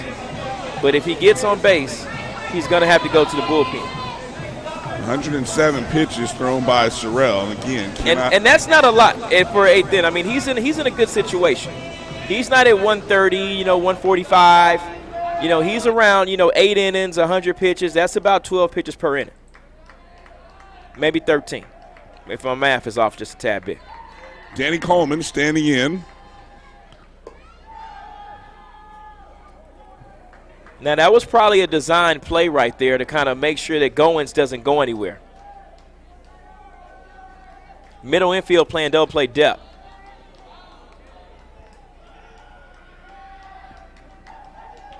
The 1-0 pitch. Strike. Off speed. Caught him looking. Danny Coleman wasn't expecting that outside off-speed pitch. No, not at all. Coleman wants to see something on the inner half, something that he can drive. He likes the home run ball. 1 ball, 1 strike. Up and away. Now, I'm also guessing that second baseman Melendio is going to take the throw. He's shaded towards the bag. Shortstop Urso playing more so in the 6-hole. It's still a double play situation, but as you can see, second baseman closer to the bag than the shortstop. Right side is open for Coleman if he wants it. 2 balls, 1 strike. Ball 3.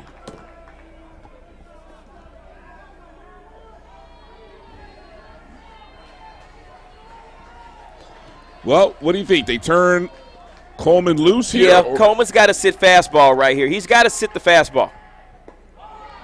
Took a big cut. Swinging strike. I'm not swinging at anything but a fastball in that case right there. I'm not swinging at anything but a fastball on 3-1. Anything, and you have to be a good pitch recognizer when you're in the box like that. Now, he just slowed his bat down inside. Let's see if he comes away here. 3-2 pitch to the plate. There it is. And just missed. And Coleman walks. And that's going to do it. I think that's going to do it. The run on second is the time run. The run on first is the go-ahead run. Well, Coach Burgos is going to stick with Sorrell. He'll stick with him. Now, you got to wait and see what Frederick is going to do right here. Frederick on the day, 0 for 2 with the walk. This may be what Coach Tino is waiting for. If he's trying to get him in a bunt situation, I'd leave him in. No need to take him out if they know Blake Frederick is going to bunt. So what's going to happen is he's going to come out the stretch, and if Frederick shows bunt, more than likely, Sorrell will probably step off, and they'll probably hop into their defense. Blair Frederick at the plate. He's not showing bunt just yet, so he looks like he's swinging. That's a strike. Or maybe he's playing cat and mouse. I'm not sure. First pitch strike by Frederick. Batting .400 in the series. Third baseman playing back even with the bag now. Now he's taking a corner roll here. He's going to have to play both sides. Frederick still not showing bunt. There it is. Pitch dropped it. It's going to be foul ball. Good job. Great job there by Belindia. No, he tapped it in foul territory. He tapped it in foul territory. Very close, though. It was on the line when he touched it, though. It was on the line when he touched it, and the third base coach. Let's take a look at the replay right here. Very animated. It was a great bunt by Frederick. If it's a bunt that way, you either want it 2 ways. You either want it foul or you want it to be a hit. And in that case, it was foul. But it towed the line. As you can see, we kind of missed it right there. We didn't get a chance to see it. But it was a great job by Frederick to get it down the third base line. Let's see if we can see it right here. Here's the bunt, and you see it's in foul territory right there, and that's why That's why he brushed it this way. Now, from our angle, it looked foul. Maybe from Coach Holloway's angle, it looked like it was on the line. Well, I don't know. It looked like it was on the line to me. And the reason that he grabbed it so quick, even if it was close to the line, you don't want it to hit a rock or anything and roll back in fair territory. Mm-hmm.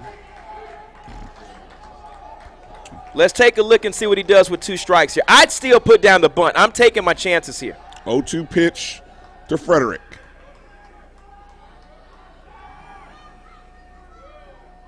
Step off. No, he's going to pitch. He missed. Missed outside part. Ball 1. You can kind of play. You can play with fire a little bit. Well, the fire is the runner at 2 right here. Goins is a speedy runner. He's a courtesy runner for Rodriguez. That's the runner you want to keep away. It's the tie and run. Nevertheless, you still have a chance to win it or take the lead again in the top half of the 9th, but you want to get the lead out at third base here, if you can. 2 balls, 2 strikes.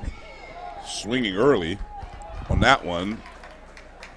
Frederick, foul ball. You know, as a coach, you kind of like team players. Guys that says, when I need you to bunt, you're going to bunt. You're not going to be mad that I'm taking the bat out your hand. You know, that's what Coach Tim Corbin talks about a lot. If you ever listen to the podcast, he likes a kid who loves discipline.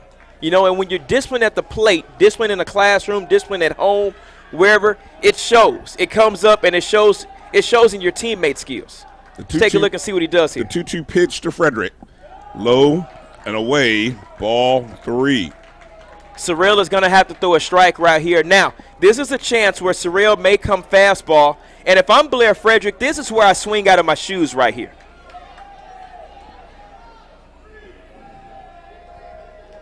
I'd still like to see a bunt down that first base line here, and I know Frederick can beat it out. First baseman playing back behind the bag, but he's playing double play depth. 3-2 pitch. That ball gets by the catcher. It was a walk anyway. Well, I thought it hit him. No? No, it did, but I thought it did.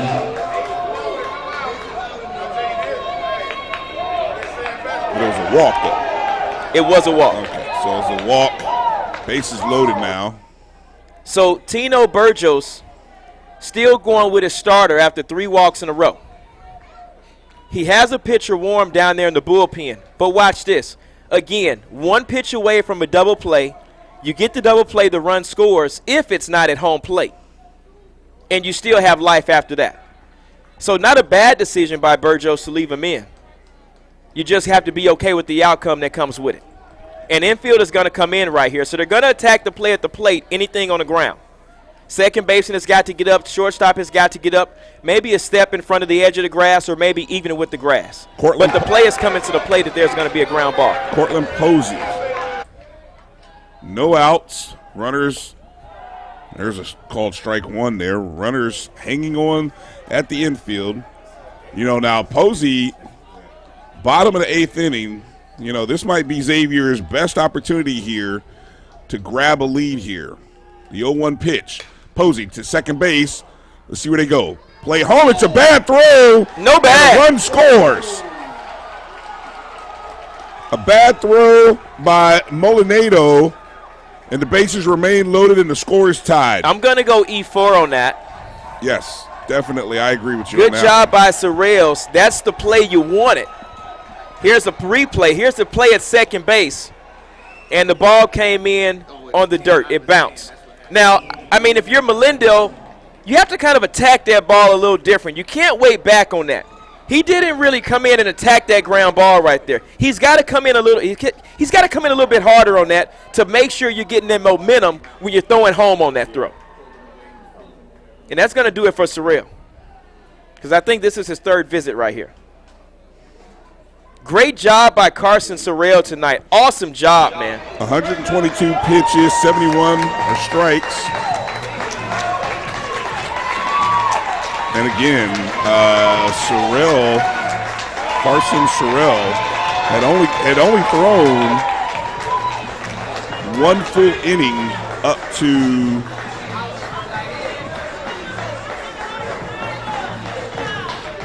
to this performance today. Last 5 outings, Competition 28, Council Flores.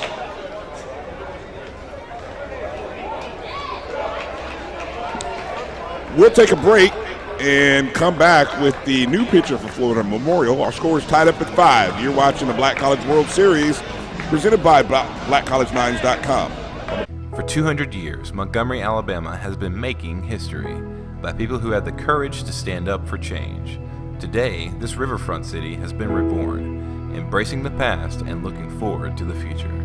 From the National Memorial for Peace and Justice to the stage of the Alabama Shakespeare Festival, this is where history was and is made.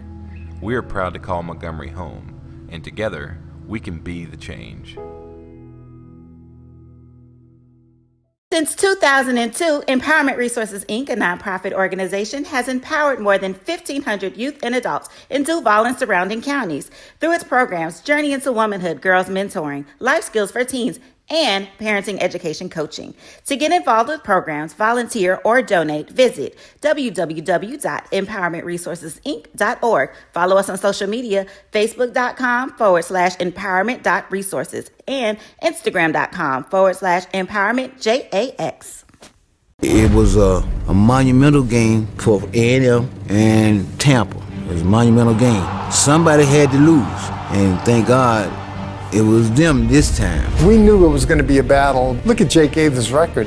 202 and 36, I think. Some off-the-wall figures. And nobody would play him because they didn't want to take a chance of getting beat. But the truth of it is, over 46,000 tickets. Blacks were sitting in the east stands. Whites were sitting in the west stands. And the score wound up 34-28. The only thing we proved that we wasn't inferior, that we were not inferior, and we were not afraid. For one night, for 160 minutes, we was better than them.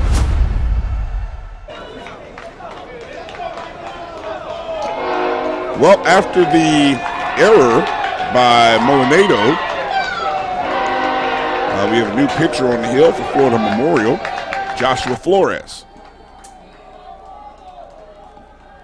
Flores pitching the Cousins. No, check that. We have a pinch hitter for Dylan Cousins. That'll actually be number 23, Michael Sod. Son, right-hander.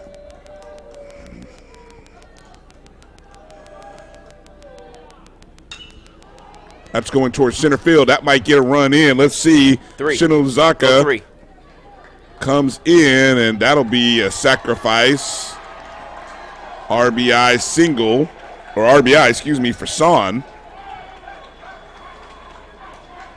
Frederick advances to third. Posey remains at first.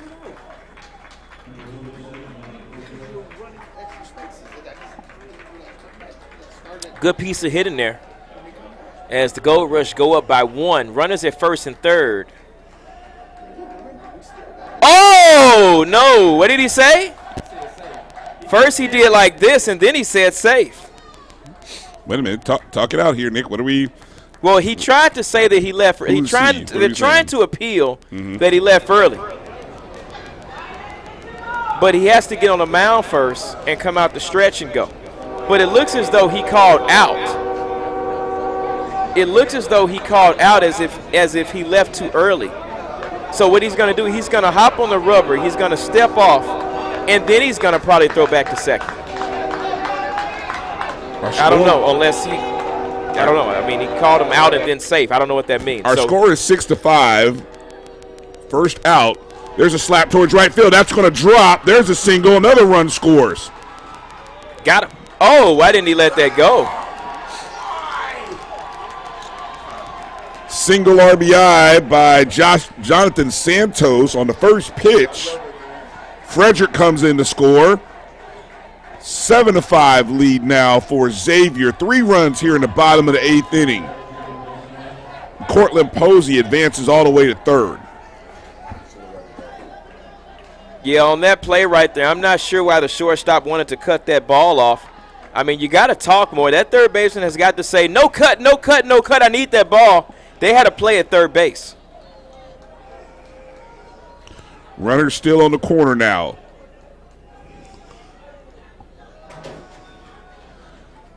Coco Seminole now.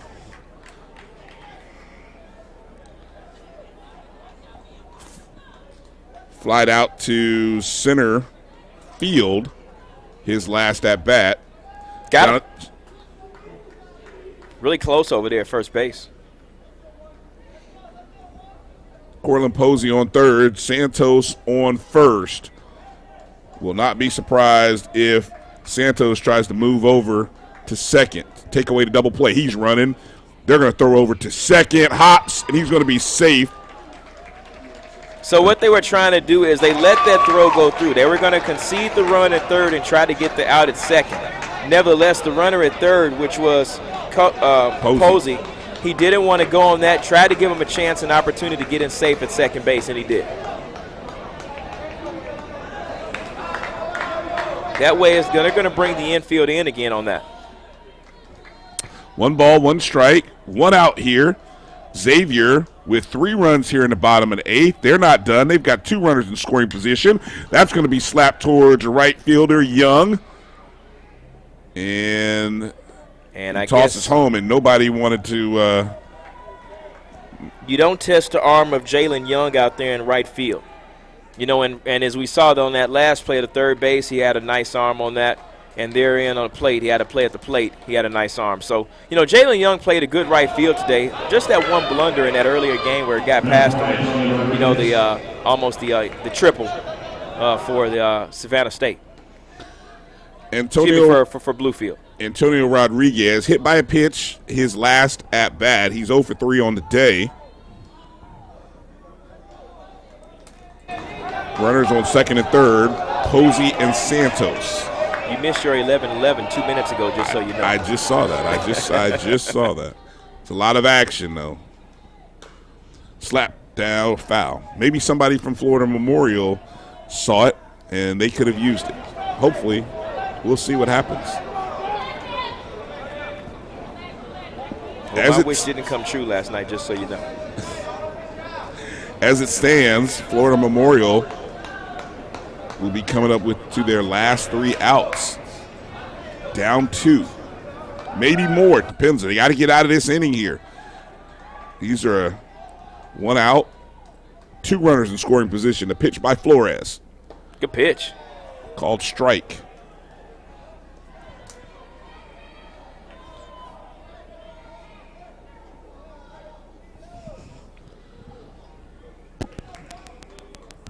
Infield is going to play regular depth with 2 outs and 2 strikes.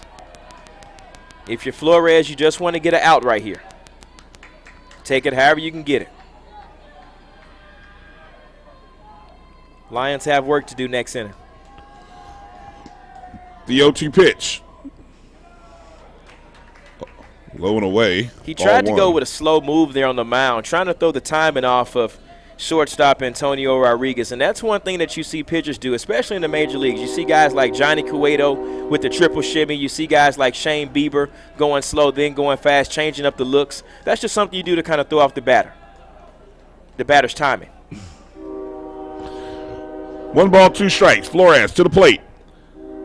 No. Not going to get it done. Not going to give it to him. 2-2 now. Deuces are wild here. 2s all over the board. 2 on the base pads. Lions trailing by 2. You missed 2 11-11s today. This is the chopper, third base. Over to first. Good play. He's out. 5-3, but the damage was done as Xavier grabbed the lead with 3 runs at the bottom of the 8th, and Florida Memorial now finds himself down 2 runs, needing 2 to tie, 3 to regain the lead. We're coming up on the top of the 9th inning here. Somebody's advancing to the championship game here in the next inning. We'll find out who it is after this. You're watching the Black College World Series presented by BlackCollege9s.com on the Black College Sports Network. This is our moment, and we're doing what many thought we couldn't. We're investing in the stock market. We're buying rental properties. We're starting businesses. And when you're looking for a financial advisor to help you build wealth, choose one you can trust. Choose Wilson Wealth. Devin Shaw in now for the Tuskegee Golden Tigers. Shaw comes in. No record on the season. He has a couple of appearances there. Swinging a long one, y'all. That one might get out of it. It has a chance. And it's into the bleachers. Home run. Chris O'Neal goes yard. That gives Lane a 10-0 lead right there.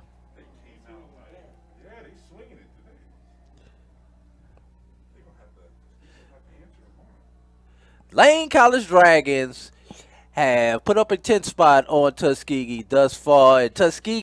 Have you had your Earth Blend? Well, Xavier is 3 outs away from advancing to the championship game of the Black College World Series, now leading 7-5 after a 3-run 8th inning. Trey Clark on the hill for Xavier, pitching to Manuel Molinado. Called strike one, and I'm sure he would love to make a big impression here. Unfortunately, his error led to the first run that tied that game up. And there's a shot towards the shortstop. He's got a chance to beat it out if he can. He can't. Great throw from Rodriguez to Kuzin. Early I told you that I thought Antonio Rodriguez was the best defensive shortstop here this weekend, and I'm going to stand by that. As you see that play right here on your replay, going to his right side, that's one of the hardest plays you can make. It was a throw for me over there from Antonio Rodriguez. Good job to get it across to the first baseman. First pitch to Junior Sanchez is a strike, and I get a sense now Trey Clark is all in the business of throwing strikes right now. Absolutely. There's a second one. That hat may not stay on, but he's in the business of throwing strikes. It's called adrenaline right now. They're kind of feeling it. And at the end of the day, I think the biggest thing for Xavier is they want to see Bluefield State again. Ooh, no. 1 ball, 2 strikes. Going to be tough to beat them twice, but they definitely want to see them again tomorrow.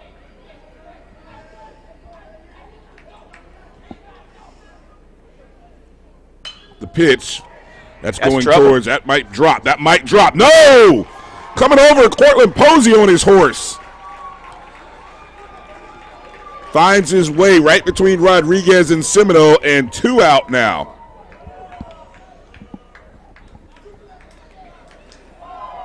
If this stands, Xavier and Bluefield State tomorrow at 1 o'clock here. Nice hustle by Cortland Posey, and 1 out away.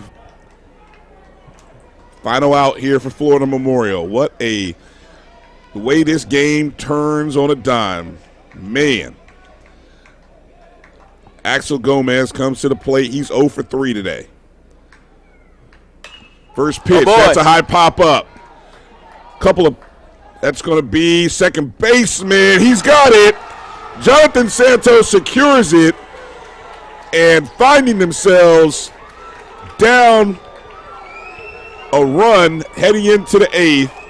Xavier, an unbelievable, outstanding comeback in the 8th inning,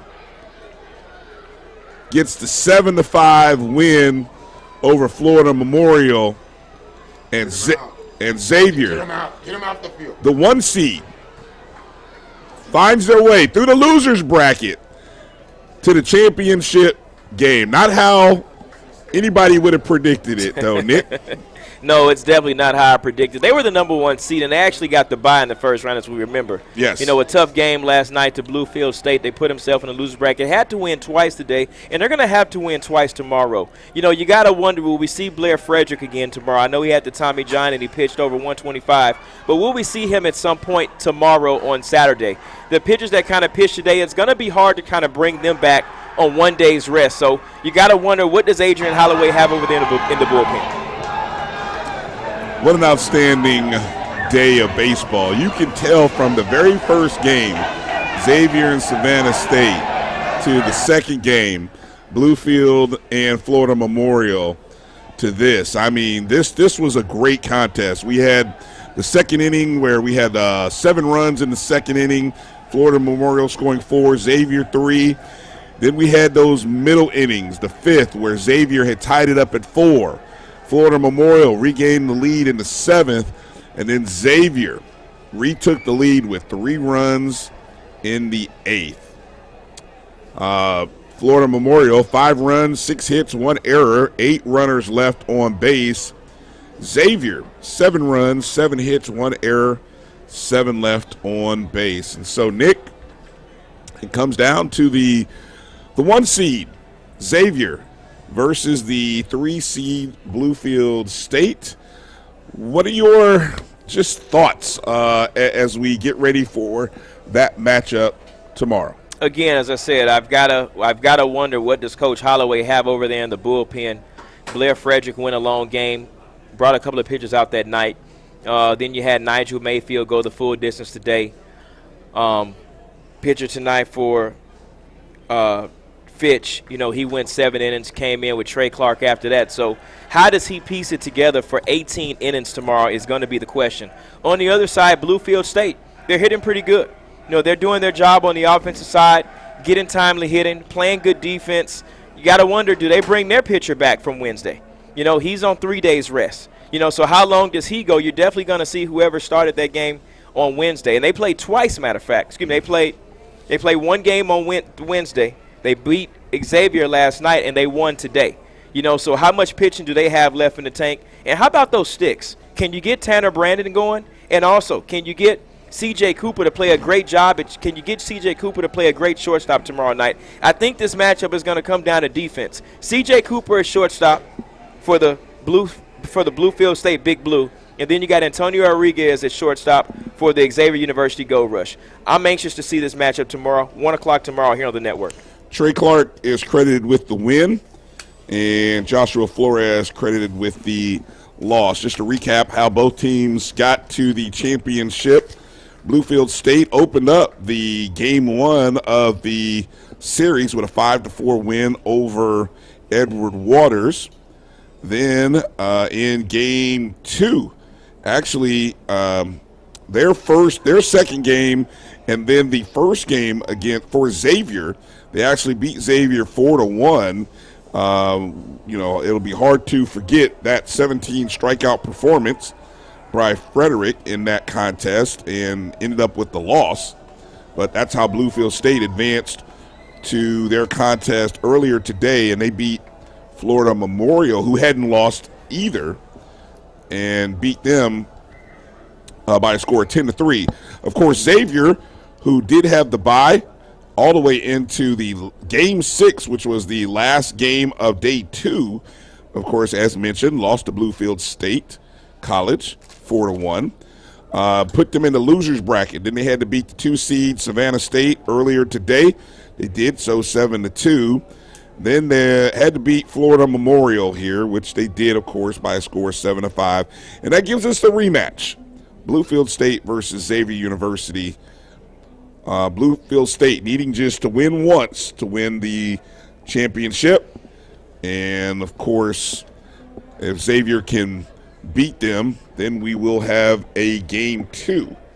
But we're going to focus on the first game, which is 1 o'clock Central Time, 2 p.m.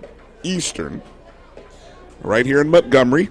Of course, you can catch the contest right here on the Black College Sports Network, mybcsn.net, on Facebook and YouTube, at mybcsn1, the number 1. Make sure to share it. I know it'll be a busy day of sports activities, but it'd be a great time to get one TV on one spot, maybe get your laptop and your phone out, and so you can maybe watch another championship game on one TV and watch this game online. It'll be a great day for Black College sports.